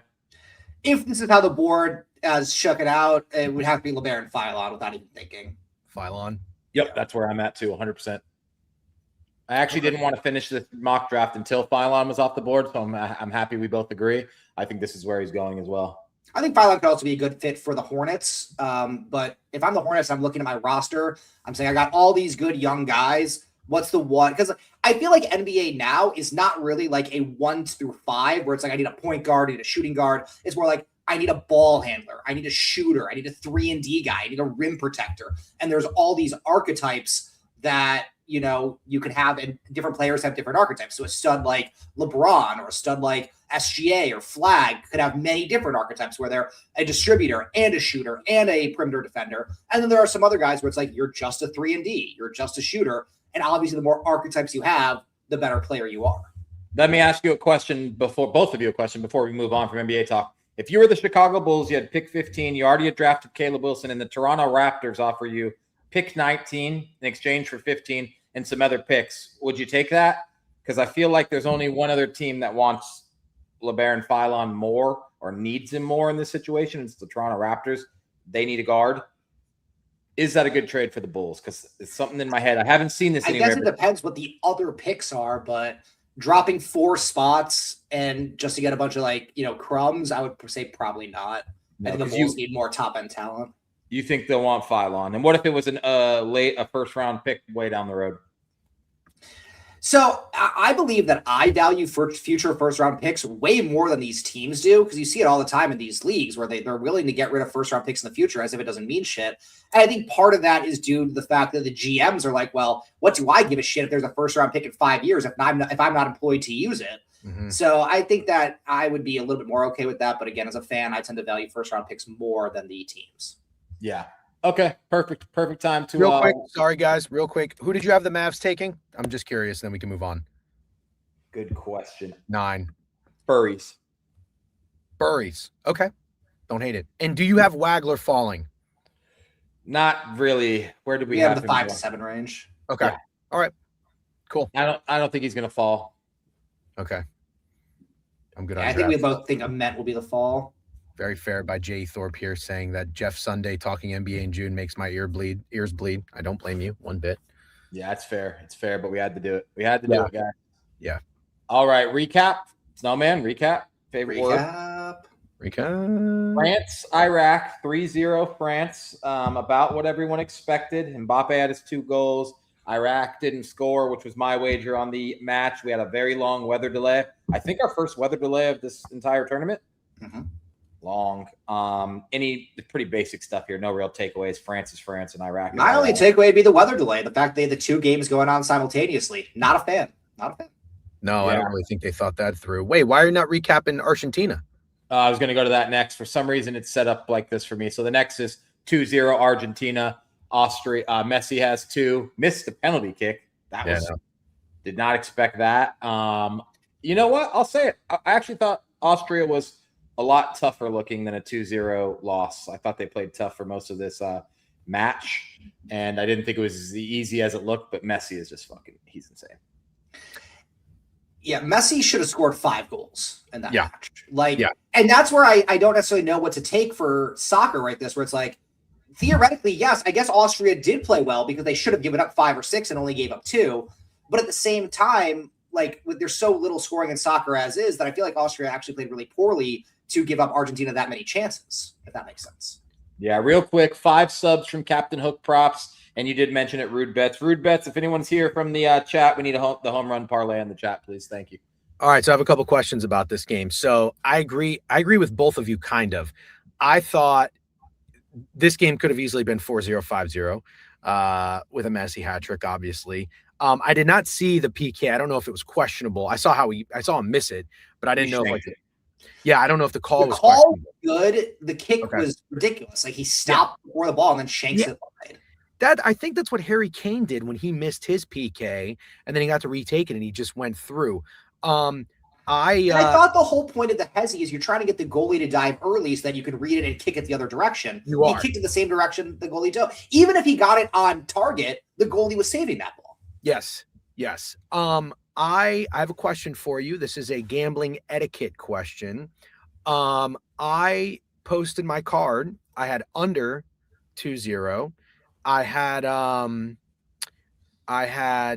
what did I have? Both teams to score no. So I did very well in this game. But then I had 1-0 exact score. And after that happened, I remember I thought to myself, fuck, Argentina's winning 1-0 or 2-0. So then I placed Argentina 2-0, but I did not tell Twitter. Then when the game finished, I retweeted and posted my card. And I said, I'm very sorry about this, guys, but I bet 2-0. Stay, can you center your head for the love of God? No.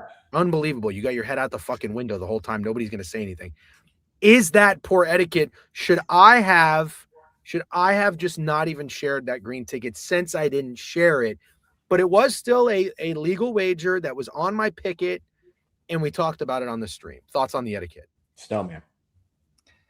I have no issue with it. Thank you. Did you post a link to your VIP with it? No, but I posted a link to my picket profile, and I said, what am I going to tell you? This might happen from time to time, so you can just follow me if you want to bitch about it. Nobody really bitched about it. I don't know. Joe LCP, I'm sure he probably did. But I was just curious if that was like, listen, if I bet a correct score like last minute as an insurance play, because it's small, the $10, $15 bets, they're high odds. You know what I mean? Like, it's going to happen. Should I just keep it to myself and not even share the winning card. I think this comment from Hovey, you track on Pickett, you can Vic lap, is accurate. And Hovey will shoot you straight. I think that is correct. I agree with that. Okay. All right. Fair enough. I mean, if people are tailing you, do you think how many people out there do you think are tailing every single Jeff Sunday pick that they see on Twitter? Negative what's funny? I have to show you this. You know what is funny? He is right, and I just want to share this real quick. When I did that, check this out. I actually, when you place it on the blue book, I took the screenshot right after I placed it. And then I said, oh, wait a minute. I'll wait till it syncs to Pickett. And then I'll post the Pickett screenshot. And then I forgot. So that's what happened. Sorry about that, B. Marlowe. Anyways, we can move on. I don't want to take. Yeah, I don't really have it. Like, if anybody is super upset that they missed that one Jeff Sunday play because they tail every single Jeff Sunday play, then just follow you on Pickett. They can see all the plays that way. Like, love that. I don't really get it. Slayer. There we go. Okay, yeah. What was the next game? Oh, next game was Norway. Senegal. I'll make it quick. I had Senegal, my first loss of the day. Fading Norway, probably not smart. W call by stupid ass Jeff Sunday by saying everyone was getting too cute with Senegal. He was fucking head. You fucking head. Snowman, I'm assuming you were on Norway as well. I think I saw you had something in a parlay with under 5.5 goals. So 2 days ago, I was looking at the board and I was like, okay, we have the Haaland and Messi and Mbappe play. And I saw Haaland had really nice odds. He was like plus 115. So I nuked that. Nice. So I decided to not roll with Norway only because I was on Haaland goal. Instead, I had the GOAT goal scorers, Messi, Mbappe, Haaland. And then on the green book, in order to use their boost for World Cup, it had to be, an SGP, 2 legs from the same game. So I'm like, okay, what's the highest odds that I can find? Wouldn't let me do France money line, wouldn't let me do Argentina over half a goal. So I'm like, okay, I'll go with the under 5.5 for this Norway Senegal game. There's not going to be 6 goals. And I was definitely, holding my butthole in for the entire last 20 minutes of that game. I have thoughts about this game. I watched it. I stayed up and watched it. Somebody did comment, it's getting close to your bedtime, Gramps. Get fucked. So I took Norway, and I thought to myself, you know what? I respect everybody's opinion regarding Senegal. I watched Senegal-France. They played a pretty solid, 55, 60 minutes. They look skilled. I know they have, is it Samuel Diarra is one of their forwards who is a very, very talented player. But you know what I said to myself? And I'm curious to hear if you guys agree. Steak, I didn't even tell you this yesterday. This Norway thing that's going on, the row thing, saw the video that they're saying who? Did I not say that right? Diata? You know what I'm talking about. I butchered that. Somebody pronounced it how you pronounce it in the chat. No, Sadio Mane. Is it Mane? There's a guy named Sadio Mane who's their best player, but that was nothing close to what you initially said. Am I thinking of Mane? Mane? I thought they were saying Dade on the broadcast. Never mind. Anyways, you get what I'm saying. They got players. They got dudes. So I'm thinking that this Norway cheer and the Norway, they got a star. They've got some fun and some buzz. I think they might be the fins up of the World Cup. And I know you're going to tell me, oh, Ella, you got shit pumped by Arizona round 1. Doesn't matter. This is the conference tournament of the World Cup right now. This is not the round of, the actual, they're playing Arizona. So until that, I told myself I'm going to bet Norway. I think Norway is going to win. And I agreed, Snowman, Haaland was always scoring a goal. I did fade Mbappe, but I wasn't getting cute. I even said this is not a forced wager. I really honestly thought France going to Philadelphia, playing a team that parks the bus, invented parking the bus in the rain, in the pouring rain, I could just see it being a game and Mbappe doesn't get a goal. Obviously, I was horribly wrong, but I bounced back. I'm not getting cute and contrarian. I bounced back and took the Haaland goal. W Snowman for nuking that at plus 115 because I got it at worse odds than that. But in my opinion, Norway is going to be a team. I thought Senegal was far better the first 30, 35 minutes. Far better. Norway looked terrible. They weren't advancing the ball. They looked slow. Senegal was all over their ass. But then Norway woke the fuck up. Norway, to me, is like a Cinderella story-ish, not going to be fading, and don't advise a fade. Well, what do you think about the next game, Jeff? Because Norway is playing France in the next game. And did you see the post-game interview from Haaland? I just saw something that he said, oh, they're probably going to win and they go win the title. Yes. He said, we're going to lose and they're going to win the title, basically. I don't have any real thoughts on that game because what are like the ramifications? They're both already through. It's just seeding. So they're going to want to win. Theoretically, yes, but it's kind of. This is the hard thing to factor into the world. The third World Cup games is like it doesn't mean that much for these teams. So it's like fuck. Listen, I'll see. We'll see when the time comes, but I won't be on France. I'll tell you that right now. It'll probably be draw or Norway for me. Okay. I don't hate what you guys are doing, but now let's talk about the 4 today. Is that cool? Yeah, I didn't watch Algeria Jordan. I know that was the last game. Pretty dramatic game, low key. Algeria scored twice, down 1-0 in the second half. So Jordan scored first? Jordan scored first, yeah. Damn, I would have been Vic laughing. I liked Jordan. Okay, Portugal, Uzbekistan. Is this right now, just given how everyone else is playing versus Ronaldo's first performance, the most obvious bounce back spot of this entire World Cup? Portugal? Yeah. Let me pull Portugal and Ronaldo. Portugal, yes. Ronaldo, I don't know if I can get on board with Ronaldo. So that is where the fade was successful because I was in awe. I was amazed at watching Messi in his hat trick. And again, I wasn't like, oh, Messi did it, so Ronaldo can't. 38 and 5'7" is much different than 41 and 6'2". It just is. He had a couple opportunities. He didn't really come close on any of them. If you guys watch the game, you probably remember exactly what I'm talking about.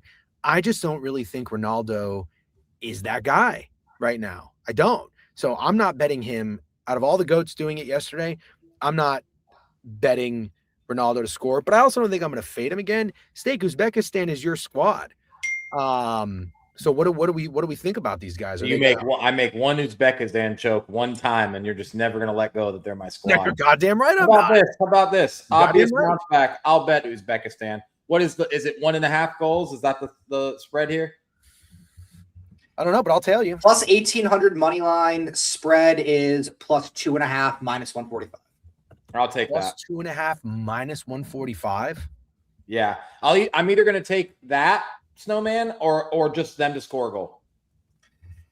I am a little concerned with Portugal specifically because, a lot of the soccer sharps are out there just shitting on the coach and saying the coach has no idea what he's doing. He's playing Ronaldo out of position. They're trying to force everything to him and not playing through the midfielders and the better players.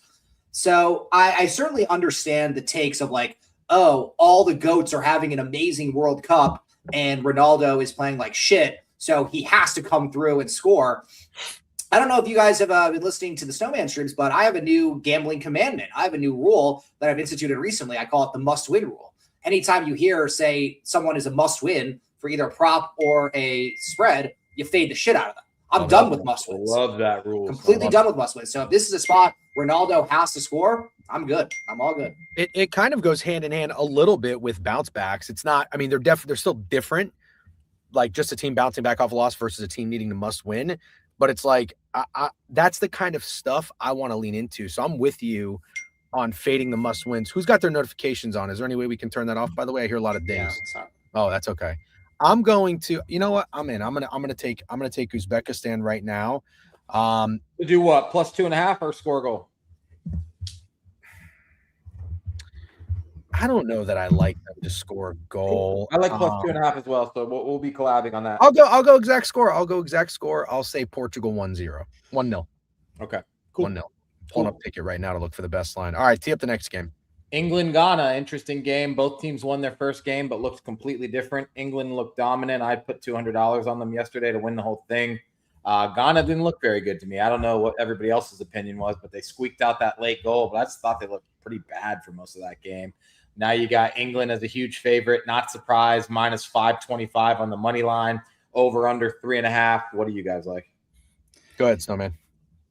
So going into the World Cup, my mindset was I want to bet on the most aggressive offensive teams because what we've seen in pretty much every other sport is all the analytics are pointing to offense. I turned my thing off. I don't know why there's notifications. That's okay.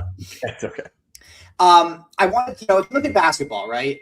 Like more 3-point shooting, more, the forwards and the guards, the forwards and the centers are shooting out more threes. We're seeing the analytics there. Baseball is going for a lot more home runs. and going for a lot more strikeouts as a result because of that.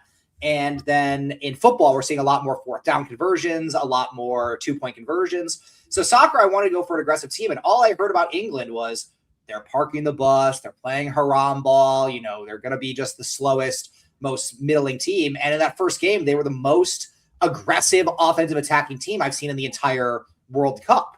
And I'm kind of with you, Steak. I actually want to bet them to win the entire thing right now if they play this way. Hilariously, the other team I've been most impressed by their aggressive attacking style is USA. Yeah, there's nothing negative to say about USA through 2 games. I'll say that much. So wait, do you want to take them here? I do. I want to take either England's team total over is what I think I want to do at 2.5 goals. It's minus 118 right now. I saw it was plus odds yesterday, so it's getting steamed up. But I'm also okay with the spread. The issue is at minus 2.5 or whatever the spread is. Yeah, England minus 2.5 plus 135. I'd just rather take the 3 goals and score because you got to score 3 goals anyways. Jeff Sunday. So I'd like to be very clear about England in the World Cup. When they made their run, I think I've said this, I'll say it one more time, 2018 with Garrett Southgate, I went to the bar and watched every England game. I sang the songs. I had a great time. I really like England. I like the country of England, the countryside more so than London. I like their players. I like Harry Kane. I know they have a different manager now, and I love their fans, and they have phenomenal chants. I'm not an England hater at all. I absolutely co-sign getting in on England to win it all. And England is always that team where it's like, I would love to hear the college football comp from actual ball knowers. You think they have enough good players. You think they have good quality, a quality roster, but they always break your heart. They always let you down. But, yep, there it is, waiting for the but. But I will say, I can't find myself to do it. Like, I like seeing Steak do it because if they do win, I'm not going to have any FOMO. It's almost kind of like the Spurs. I like it. It could happen. Snowman, you are in on it or you just like it? No, I just like after the first round, every team had played once. I was like, I think I want to bet England. Now, I don't have any futures placed right now for the championship, but I haven't really seen much that makes me say, oh, I want to go away from England. I'm just kind of waiting to see what today looks like. Was it a one-time thing where, maybe they were just playing if they go super aggressive today and score 3 or 4 goals, my ticket will be placed later tonight. So, and people are saying the comp is Notre Dame. That's actually hilarious and pretty good. I don't think when we come out of these games, it's like the team that win, are they good? Or the team that they played, are they bad? I thought Croatia was awful. Not to take anything away from England, because England's still very good. 4-2, I believe they beat Croatia. I thought Croatia looked old, slow, lethargic. I mean, it was just really, really bad. Great showing from England.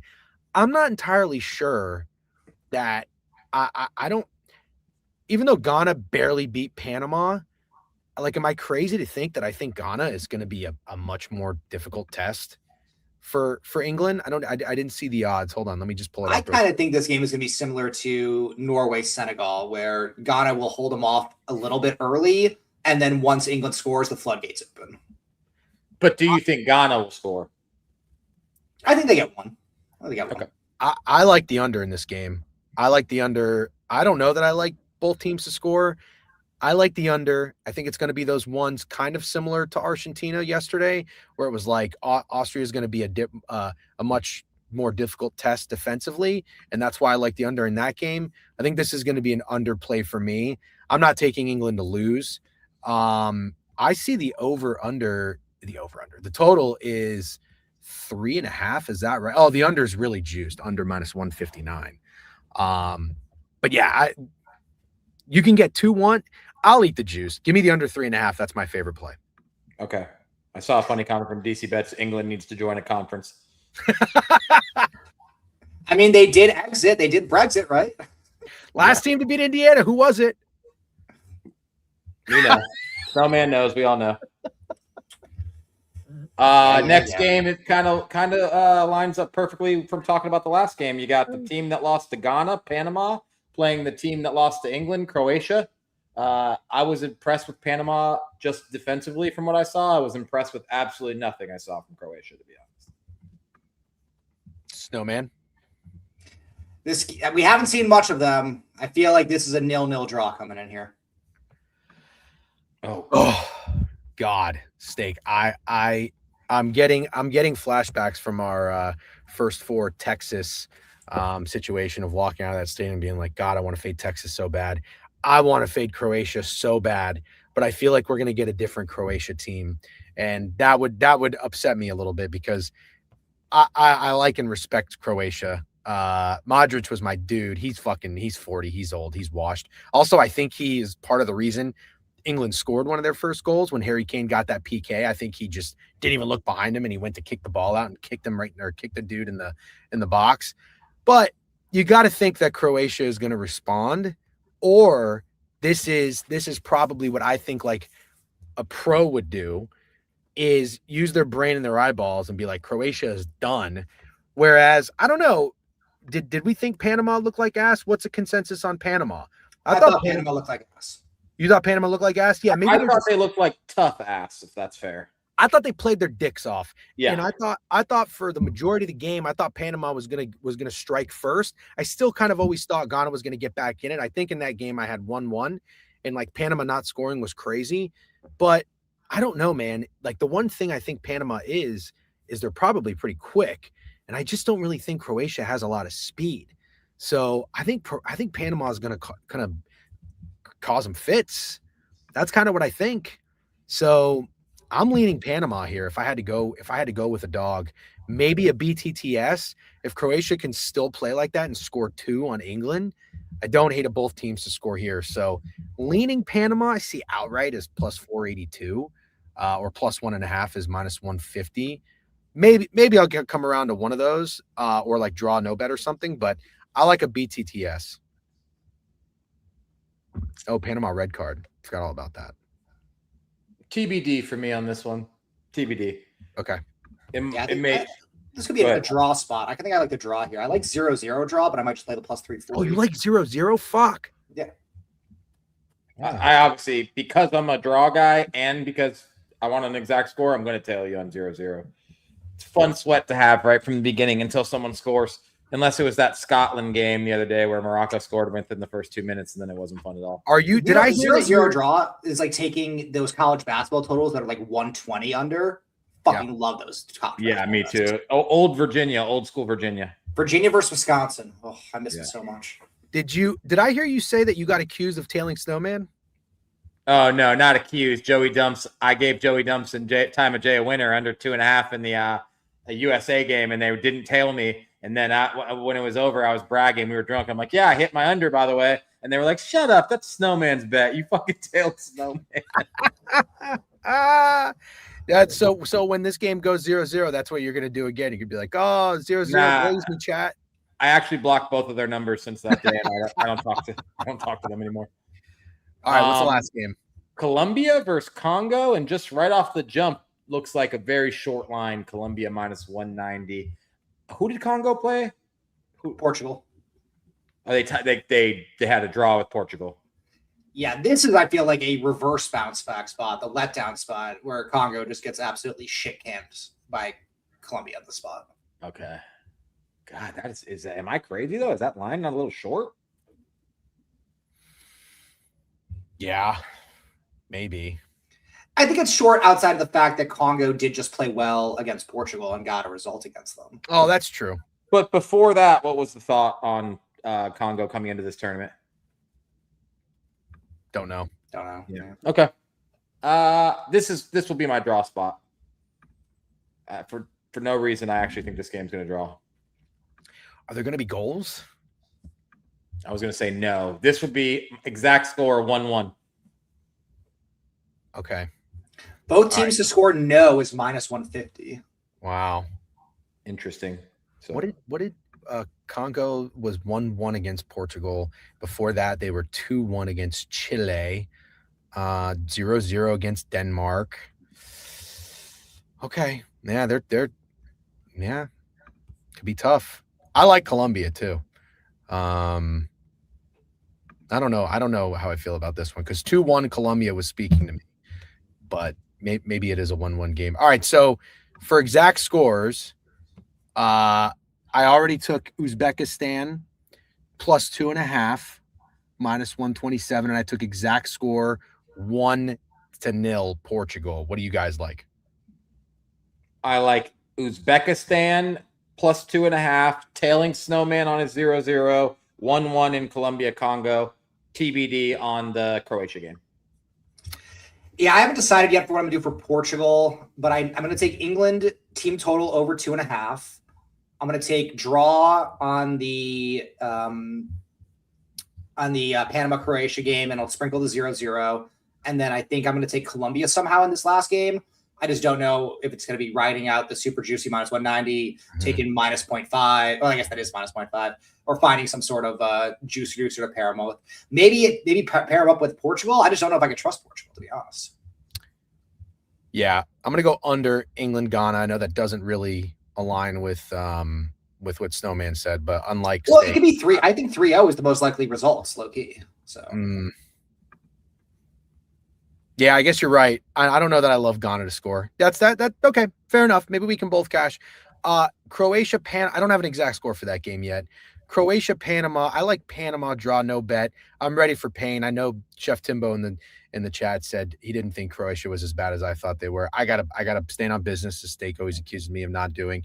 And I will say I like BTTS. I'm gonna go against Snowman and against Steak here. And then I don't know what I'm doing for Congo, Colombia. I lean Colombia, but I guess that's probably going to be the chalky play of the night, I would imagine. So maybe we all rest in peace. Last question, Snowman, if you're going to go England team total over, are you going to be on Harry Kane to score a goal? I think I have to. Kind of have to, right? Like it's super, super juiced, but what are the odds? Minus 185. I'm seeing Green Book. Yeah. Yeah, I don't want to do the Kane Ronaldo parlay, which everyone had the Haaland, Mbappe, Messi parlay. Everyone's days gonna have the Kane Ronaldo. Ronaldo ain't scoring. I'm too much of a bitch to run it back, but he ain't scoring. Kane, if Kane scores 2, there's a slip out there. JR something. He's at $700,000. Got $100,000 cash out. That's insane. Insane. Yeah. Are you taking that? Taking that cash out? My long bird's eye view mentality is never cash out, but for $100K, I would certainly be considering it. Yeah, that's hard. I mean, it's one thing to just have him score a goal. 2 goals is tough. But Kane is a great guy to do it because how you saw England play, they're going to be in the box a lot. Probably very well could get another PK. So it's also for soccer because it seems like half these teams that no one shoots outside of the lead attacker. Like Argentina, it almost felt like if the goal wasn't scored by Messi, it didn't count. Like that was their mentality. And England is a team like that where it's like they're probably going to have Harry Kane shoot 80% of the opportunities, or they're going to try to.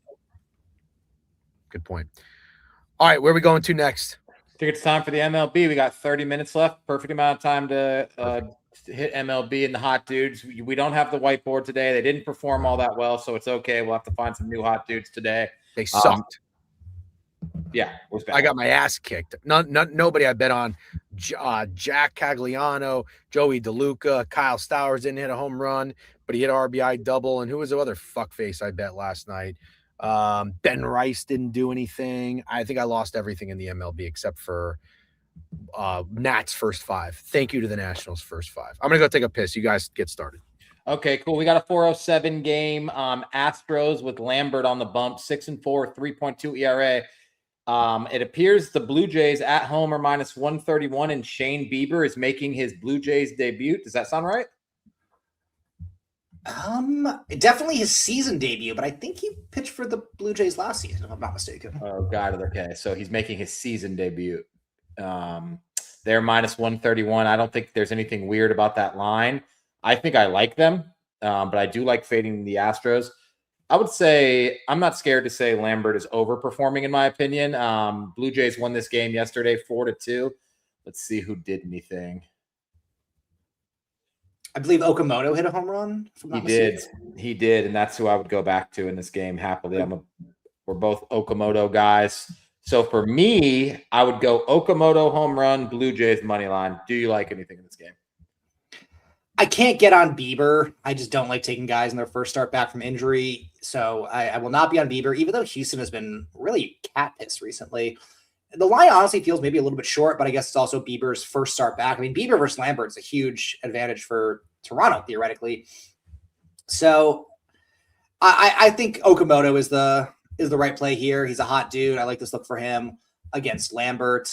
But I think I'm probably going to stay away from any sort of money line or spread or team total or anything like that. I basically feel exactly the way you feel. I think it is a short line, and it's because it's a season debut. And if it wasn't, it'd be like Blue Jays minus 150, which is why I'm gonna take a little bit on the Blue Jays money line for sure. Fair. I'm gonna skip over the Rays till Jeff Sunday gets back because he's the only one who cares about the Rays. But I do have to mention that I didn't give Drew Rasmussen enough love in his opinion yesterday. I think I called him good when he wanted me to call him Cy Young candidate or great, and then he lost yesterday. So just saying, throwing that out there. Yeah, and as a strikeout better, Rasmussen has only just been good. Yeah, thank you. That's as much as I'm willing to give him. Yankees, Tigers. Yankees at Tigers. Yankees are minus 114 with Rodon on the bump. 3-2, 3.5 ERA going against Casey Mize. 2-4 with a 2.5 ERA. Casey Mize is getting no run support. Do we think Mize is like the worst number one pick of the last 15, 20 years? I guess there's probably been some that never made it up to the big leagues, but it's just crazy to think that this guy was a number one overall pick in Casey Mize. Is he bad though? I don't think he's that good. It's interesting. I always thought he was good, and I'm not good enough with MLB drafts to know who went number one overall, but I always thought Casey Mize was solid. I guess maybe Mark Appel would be the worst one, given that he never actually played. But for the guys I'm saying at least the guys who got to the big leagues. Now Trice Pig is saying Appel had a long whatever. Fuck Appel. I'm still go with Appel. Yeah. Who drafted him? I believe he was initially drafted by the Pirates, and then he went back to college and then went to Houston. Oh God, went back to college because he was drafted by the Pirates. Like, I think he was number one overall and then didn't sign with the. I'm pretty confident that was what happened. I know maybe it was Houston. I don't know. I know that he was drafted number one overall and then went back to college and then okay. So we got two different kinds of teams here. The Tigers have won 4 in a row, and the Yankees without Judge have lost 4 out of 5. Going in different directions. We did kind of nail the Yankees winning the first few without Judge, but it seems like they've cooled off a lot. Only thing I would do is press Tigers again. There's nothing else. I wouldn't take a side or a total. I would just press Tigers again. Yesterday, Riley Green homered, and that's about all there is to discuss. Dylan Dingler sold on the hot dudes. Do you like anything? Do either of you like anything? Well, I want to ask a question about hot dudes. Let's say you're a guy like Ben Rice, who does really well against righties, but not against lefties. Does he lose hot dude status if he faces a lefty in between and does poorly? Because I really like Ben Rice today, but Degen was bitching about him yesterday. Honestly, a really good question. Yeah, it's a good question. I've actually been thinking about this. So, Steak, I meant to actually bring it up to you yesterday, but I totally forgot. I'm starting to wonder if instead of picking a different slew of hot dudes every day, if we go into a series, we say, okay, these are the hot dudes, and we stick with them, because nothing is more infuriating than betting them one day and then getting off the next day, and the next day they do something. So, because you're right, it is very matchup dependent. Like, even though a guy is locked in, he's seeing the ball well, there could be a one game or two in a 7-8 game stretch where he goes 0 for 4. In the next game, he'll go 3 for 5, whatever you get. So I'm glad someone brought that up, because I do want to go back to some of the guys. I had Jack Cagliano in my mind. Did you guys go over the Rays game already or no? No, we waited for you. You have to say Caglione, right? Sorry. I'm with Snowman on this, if that's where you're getting at, which I believe it is. I'm not going to hop off Ben Rice. I think what I might do is get a couple guys and stick with them for each series and bet them home run and hits, runs, RBIs, and see if I'm profitable and switch it up a little bit. What do you think about that? I like exactly what you just said. I also like what Snowman said. I agree. And if you mention it, Ben Rice hits a home run on June 19th. So on the show on June 20th, we're taking him. He doesn't hit a home run. He has 5 at-bats and 2 strikeouts. And then what does he do the following day? He hits a home run. Yesterday, he doesn't hit a home run, so technically he would be off our sheet. But I'm, once again, with Snowman, I like him today. So, like, taking him for the Tiger series, or like you said, taking guys for a series, I don't hate that at all. Yeah, well, Adam's got picks, just to be clear, game by game in the series.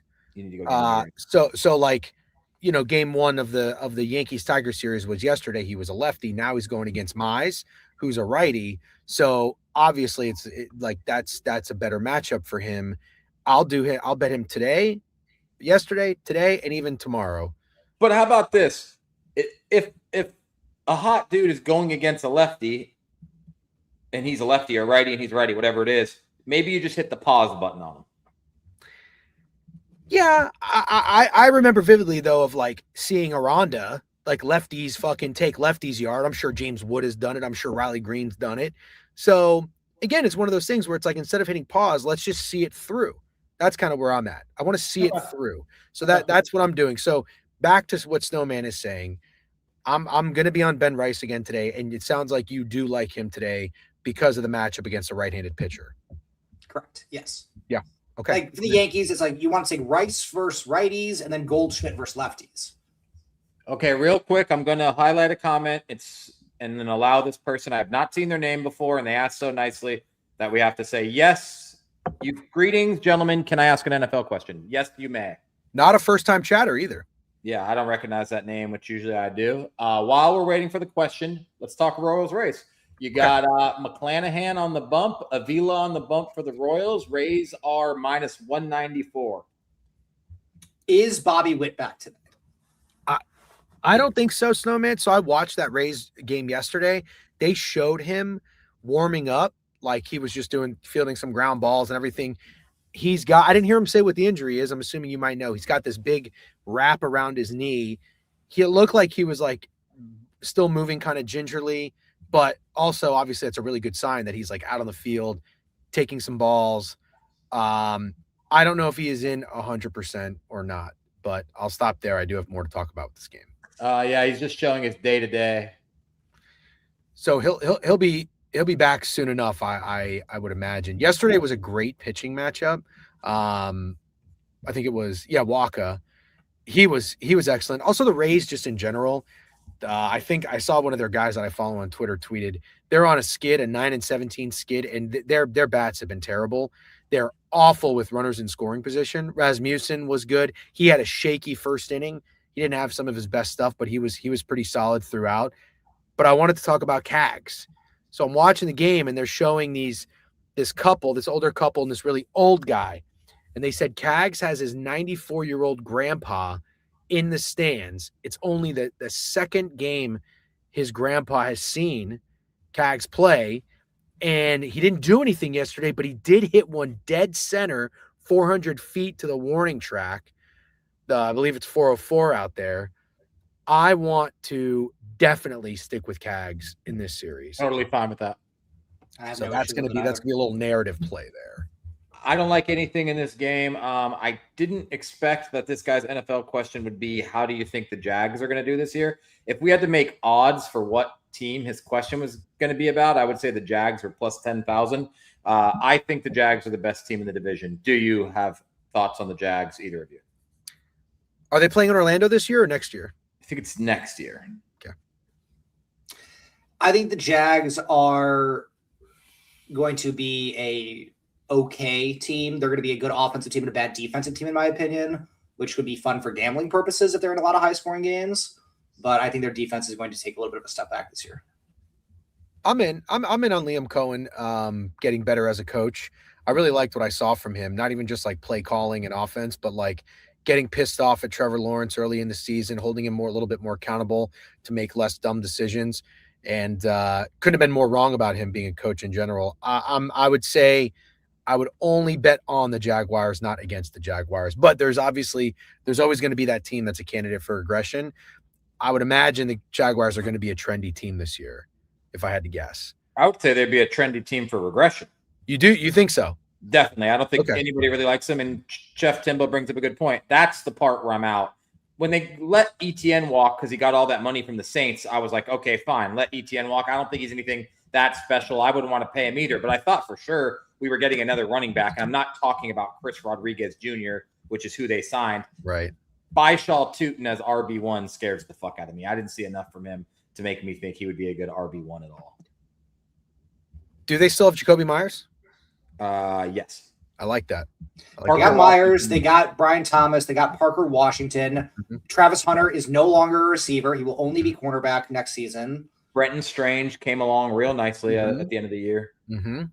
Yeah. And the reason I brought that up is like maybe they can be one of those offenses where it doesn't really matter who the running back is. Nevertheless, still a good point by you. Yeah. Okay. Back to the MLB board. Okay. Let's see. Sorry, it's taking a second for me.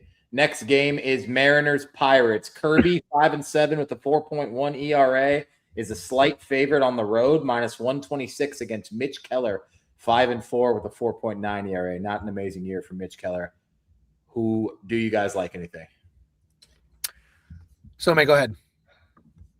Pirates are a team that strike out a lot. I haven't really liked Kirby so much this year, but I don't think it's a horrific matchup at a decent price for Kirby K's.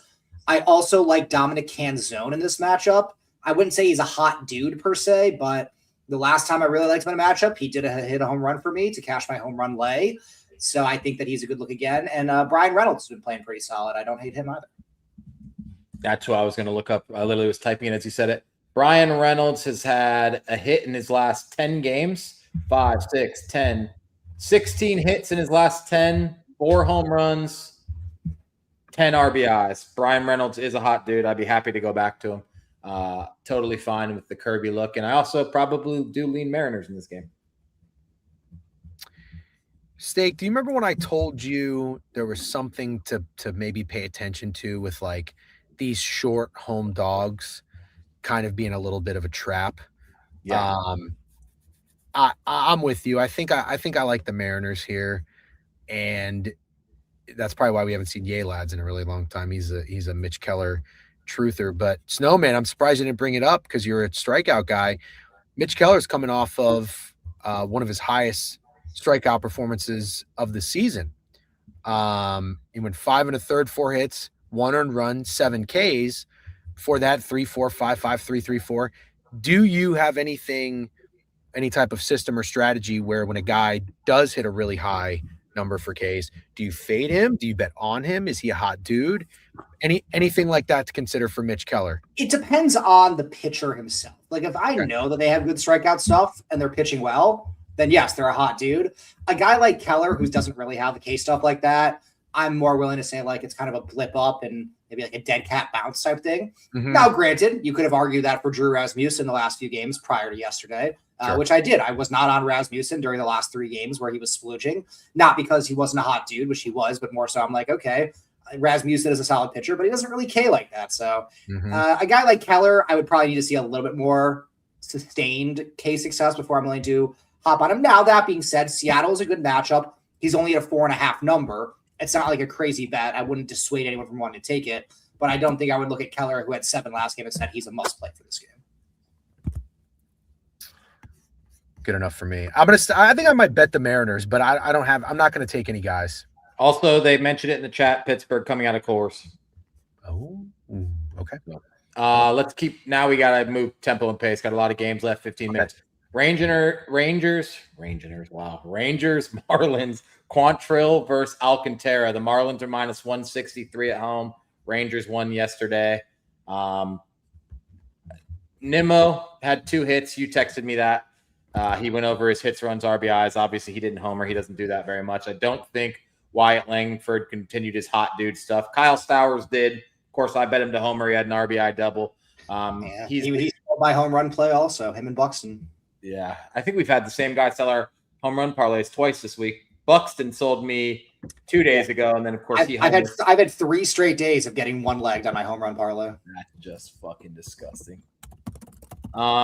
Dudes worth mentioning. Like I said, I think it's Kyle Stowers. Brandon Nimmo. Well, you just mentioned Langford ended his streak. Didn't we just say it's okay if a guy ended his streak one day? Why can't we go back to Langford? Okay, was he? Okay. Going back to him, that's another guy that fucked me. I think I had hits, runs, RBIs, and home run for him. I went double, and I don't think he did anything. So, yeah, this is what I'm doing. Tags, Rice, Langford, going back, Okay. and I'm sticking to it. And also on that note, Alcantara minus 155. The Marlins were a hot team. They had won 4 in a row. They dropped this one. There's nothing really all that special about the Rangers. Feel like maybe this is a little bit of a bounce back spot for the Marlins. I know nobody's talking about it, but correct me if I'm wrong, chat, Snowman. Didn't Cal Quantrill pitch on the Marlins? I believe he did. Revenge game. He's also been good this year. Revenge game. Give me the Rangers today and give me Wyatt Langford. Okay. Do you guys have ban lists? Because Alcantara is on my ban list, so I have no issue going to Texas here. Alan Dims is going to comment about that, by the way. If you're not familiar with who Alan Dims is, he's a real fuckhead, but he's been on my good side lately because he chirps steak a lot more than me now. No, I used to. Snowman, I'll never forget the first team I ever put on my ban list. I did a little post-it note when I lived in Orlando on a little orange post-it note on my computer in like 2009, 2010, and it was the Chicago Cubs. They were my first ban team ever. I don't Addison Russell and Kosuke Fukudome, my goats. I don't remember who the fuck it was, but I wanted to like the Cubs so bad. Because you know what, too? They were always the team that like played during the day. So it was like, yes, we'll start gambling on them. They always fucking sucked. Anyways, no. Steak, do you have any guys on the ban list? You're not a ban list guy. I'm not really, but I got guys. But can I think of them off the top of my head? No. It reminds me when we had the Pickett show with Beat Titty or Beat Titty's how you say his name, right? Yeah. And he had just a fucking hilarious ban list of guys that have sold him in the NFL. Okay, I'm keeping tempo and pace moving. Phillies at Nationals. Phillies minus 173 with Luzardo on the bump, 6-4, 4.2 ERA. Littell on the bump for the Nationals, 6-5 with the 5.4 ERA. Nationals won yesterday. I want to say Luis Garcia and Curtis Mead homered, if I'm not mistaken. The Nationals are a feisty fucking squad. Snowman, go ahead. I mean, Kyle Schwarber, hot dude, even though he didn't necessarily have anything yesterday. Bryce Harper, hot dude. I think Harper looks pretty good today off Littell. But Littell has low-key been solid the last couple starts. I believe last game he pitched very well, if I'm not mistaken, against Kansas City, right? No, maybe not. He may have melted down a little bit. But overall this season, he hasn't been that bad. Line feels maybe a little bit short for Littell versus Luzardo and the Phillies better bats versus Washington. I think the line maybe feels a little bit short here. This is a very interesting game in my opinion because Littell did not start off very well, and then he won 5 straight starts. I don't know if you remember that. Then, as Snowman mentioned, he had, or maybe he didn't mention this, he had back-to-back not so great starts. He did better, 5 innings, 7 hits, 4 earned runs, but the start before that was the Mariners. He didn't even make it out of the second inning. 5 earned runs, 4 hits. But overall, I think as the season goes on, even though he had a little bit of a step back, I think Littell's going to be fine. Steak, do you remember I told you Luzardo was a guy I wanted to lean into, and I bet his outs in his last game. They were 17.5. He went 21. I think we get 2 good pitching performances from Littell and Luzardo. As somebody who took the Nats first half yesterday, cash it. It was the only bet I won on the diamond. Cash it. I'm going to be on the first 5 under in this game. My pick for a hitter and my pick for the game do not correlate, and I don't give a shit. I'm with Snowman and the chat. Bryce Harper, hot dude, 2 hits yesterday, back in DC. I like Bryce Harper a lot, but Nationals plus 145. Yes, please. I'll be pressing. I'm not getting off this show until you give me 1 bet against Snowman, by the way. Okay, deal. Wait, I thought there was already something he said that he didn't like. Nope. Let's see.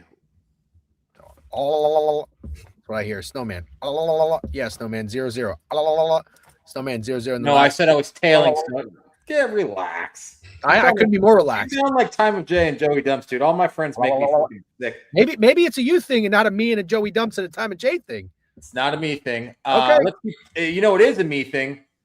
Tempo and pace. We have 9 minutes left. Cubs and Mets. This game got canceled yesterday. It was supposed to be Shota versus Senga. Now it looks like it's Cabrera versus Senga. That's way less fun. Cabrera's been bad. Senga's been awful. The Mets are minus 119. You couldn't fucking pay me to bet any juice whatsoever on the New York Mets. Could never happen. I would take the Cubs, and I don't need to get cute. I think the two shitty pitchers will keep getting knocked up, to be honest. Hot dudes. Cubs are a tough team for hot dudes. I mean, PCA. I loved him yesterday against Senga. I'm going right back to him today. It's really that simple, and that's who it'll be. PCA, hot dude. Cubs money line for me. Fuck the Mets. I also like Cabrera in this game. I think Cabrera K's are a good look. Just That's real a quick. shit wager, Snowman. That fucking pick sucks, and you suck too. I'm fading that. So I had the under in the game yesterday. It got canceled. I'm wondering if I should go back, but I'm not going to go back because this stuff always kind of throws me off a little bit. But Snowman, just real quick, and we can move on. Steak has is planting his flag, which I'm totally fine with, on the Mets being ass.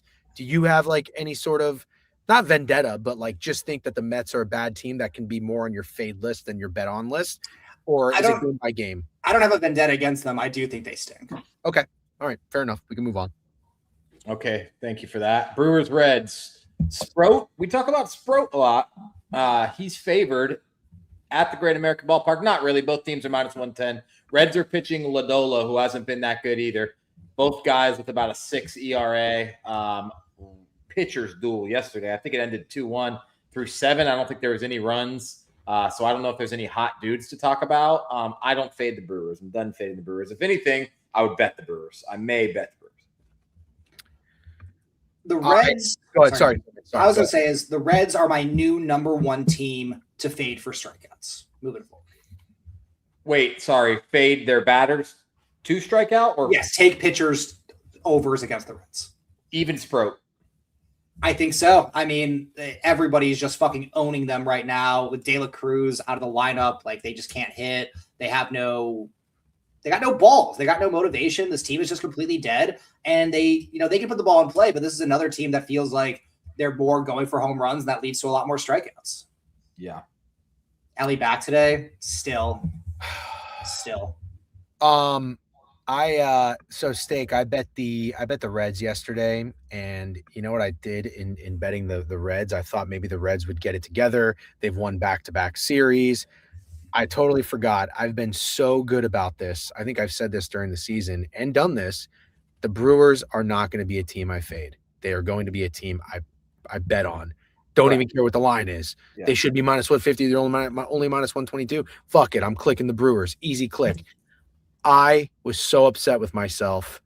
And the game went into extras. It was tight. It was a coin flip that I faded the Brewers. So I'm glad you said that. I am reminded I am not fading the Brewers. And I don't think you'll see me fade the Brewers again for the rest of the season unless it is by an accident. All right. Perfect. Guardians, White Sox. Parker Messick on the bump. Good year for him. 7-3, 2.7 ERA. Sean Burke on the bump. Not a bad year for him either. 4-4 with a 3.8 ERA. White Sox are reeling a little bit. Got a huge win against the banged-up Guardians. They are minus 105 today. Not much for me to say. I'm obviously on the White Sox. I have been every single game this year. Do you guys like anything here? Similarly to Cincinnati, I think Cleveland is also pretty dead right now, especially with Jose Ramirez injured. They are also getting just fucking cooked on strikeouts. Anthony Kay had 8 last night against them, for the record. So I like Burke. He's been a hot dude. I think that he can go out there and shove. I might even join you on the White Sox money line. All right. I like that. Wow. See that? See that? How that went, Jeff? Now he's tailing me. Why don't you say anything? Because that was the first time, and you've done it 7 times, so he's got a lot of catching up to do. 7 is an exaggeration. Dodgers at the Twins. I can give you my fucking White Sox thoughts. I don't give a shit. I'm kidding. Nice win by the White Sox yesterday. That was very gritty. I have no idea why we woke up to a text from Gooch saying White Sox baseball gets him hard. Because it gets everyone hard. Unless you have erectile dysfunction, then nothing will get you hard. But does he want the Guardians to lose? Did he bet the White Sox? What White Sox are fun. Thank you. That's it? That's it? Yeah, and I have investments in a couple of their players. Oh, including the one that hit the walk-off. Listen, Jeff Sunday. Let me just No. If the White Sox don't get you hard, take a pill. It has to do with his investment, you fucking moron. Anyway. Everyone's got to have an avenue to have it get them hard. I get it. I knew there was the avenue. I'm curious. I was curious of what the avenue was. We now know. The Rays are boring. They're not fun. Shut up. Shut up. White Sox do, and the Cubs. That'd be snowman. No, I told you guys the bet that I'm going to be doing this upcoming season that's going to get me hard. Yeah, I'd love to hear it. College football season, and we see it all the time. Oh, if you rolled over your Mbappe, Messi, Holland parlays, you would have made this much. If you bet the Knicks every single game of the playoffs, you made this much. I will be rolling over Indiana money line all 16 games this upcoming college football season. Oh, Jeff Sunday just left for that. I mean, was there any more obvious of a setup? Like I just yeah. I mean, I don't know. Trent and everybody throws the term easy mode around a lot. And I don't know exactly what it means, but whatever is happening to your life with what Indiana was as a football program to what they are now is, in my opinion, the definition of easy mode for a fan. Like, I can't even believe what you're getting to experience. I can't believe it either. shut the fuck up, dude. You're a Florida Gators fan. Shut the fuck up. Yeah, I would love to hear how being a Florida Gators fan is. Go ahead, tell me. You had Tim fucking Tebow, brother. Those were the most insane. Degen, 20 years ago, bro. Oh my god! But you're like, I can't even imagine. Your argument to this is we had Tim Tebow 20 years ago. You don't realize there's like 5 teams that I've got to appreciate and experience what this has been. It's like Alabama, Georgia, USC, Indiana, Florida. So you can't be like Indiana I can't can't even imagine what that's Indiana, like. no. You can't put Indiana Indiana. winning a college You can't basketball put championship. Indiana in the category that they have to win the second one, and that's not what I'm talking about. I'm just saying there was a point, and I don't care what Snowman says. There was a point in Snowman's life where he's just said, "I'm going to have to accept that the school that I went to and love will never be good at college football," and that changed so rapidly and so quickly in a matter of 2 to 3 years that it's like, holy fuck. Yeah, there wasn't a point I had to accept that. That was the baseline acceptance when you go to IU. Yeah, exactly. So you're talking about the flip of your program being dead to being alive. And in just perfect timing with his streaming career. Yeah, it's great. It's really fucking well. It's easy mode as a fan. Are you going to bet Indiana every game? You talking to me? Yeah. Very fucking funny, dude. You want to get to the next fucking game? Yeah, I do. I keep forgetting people can see me in here. So all right. Yeah, Justin, I don't give a fuck. The Justin Robleski, we're way past time. We got to get going. 8-2, 2.7 ERA going against Kendry Rojas, who's pitched 14 innings this year and has a 1.26 ERA, which by far has to be the best of the Minnesota Twins. Byron Buxton homered yesterday. He's a real fuck bag. I'm not going to bet him, but I'm sure he will homer again. Do you guys have any thoughts? Buxton, Ohtani, both hot dudes. God. I bet the Twins yesterday. I don't really regret it. I think they lost 2-1, 3-1. I'm good. I'm good on everything. All right, man. We are, Diamondbacks, Cardinals, Leahy versus Rodriguez. Rodriguez has been good for the Diamondbacks. 6-2, 2.4 ERA. I got a thing about the Cardinals. I'm probably going to go ahead and just keep taking them. Okay. Cardinals money line for me. What about Nelson Velasquez? Is he a hot dude? Good question. Let's look it up right now. Yeah, first time his name's been said on this stream. Not in chat.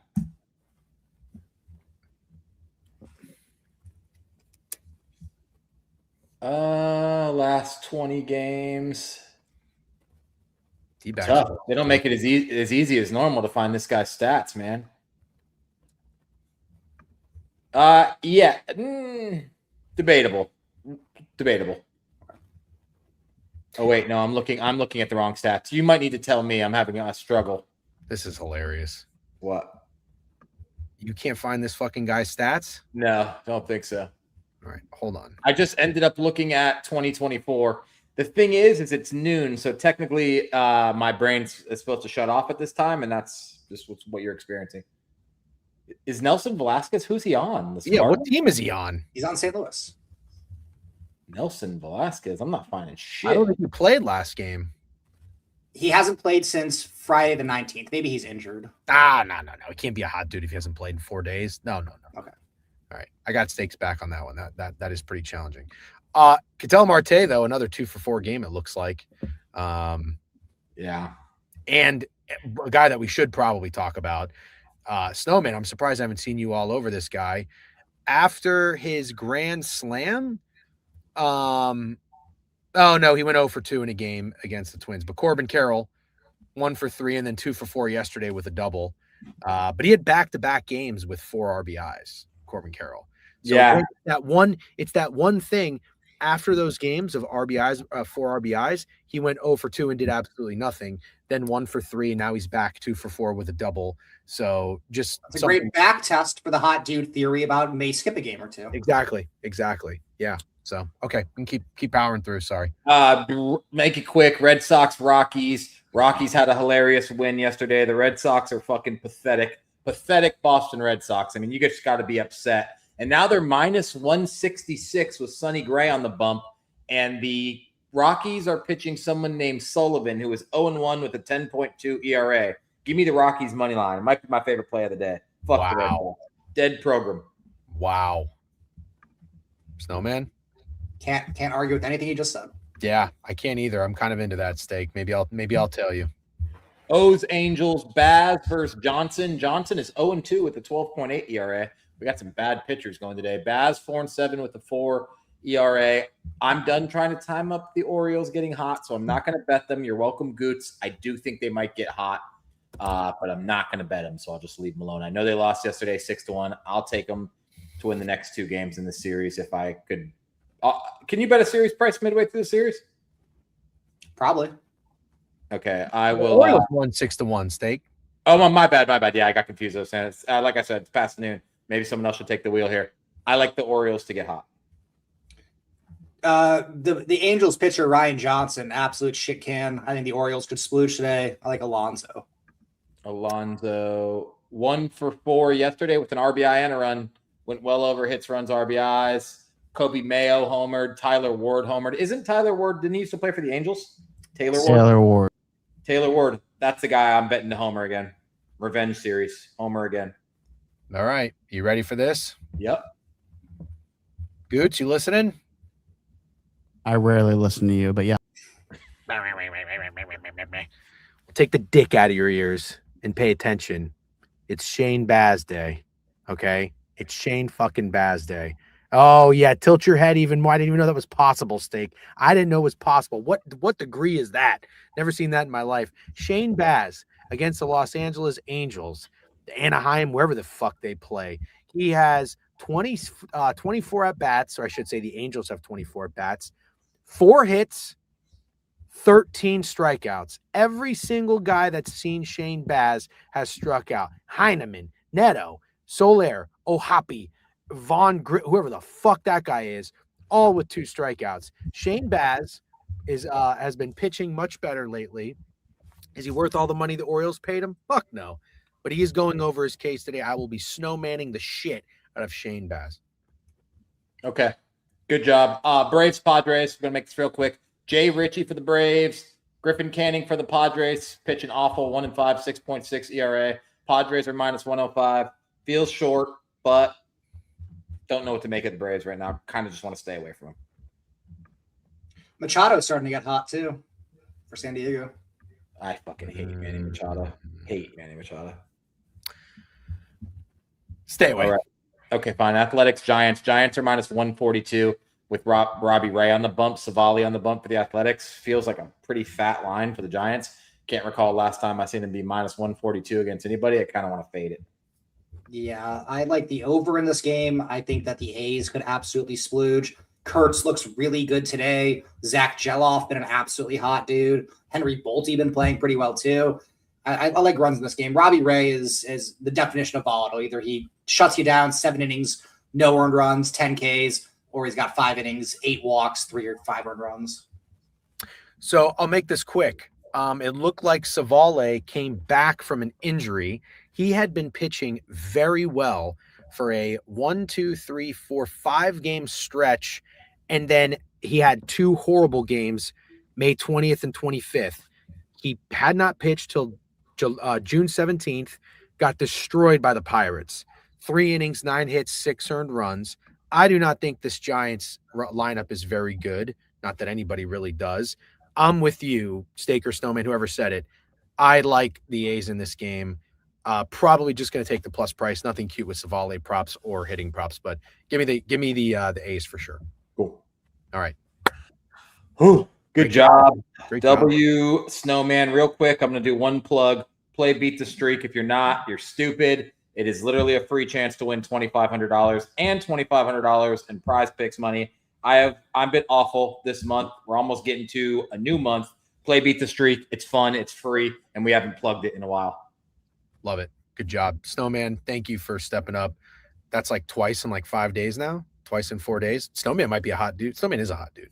Snowman stays a hot dude. Always send out the snowy bat signal. Snowman's always here. Yeah, we appreciate it. Keep up the great work. Thank you as always for coming on. You're the man. Steak. Great job holding it down, by the way. Go get yourself an ice bath. Yeah, got it. See you, boys. All right. See you guys. Peace.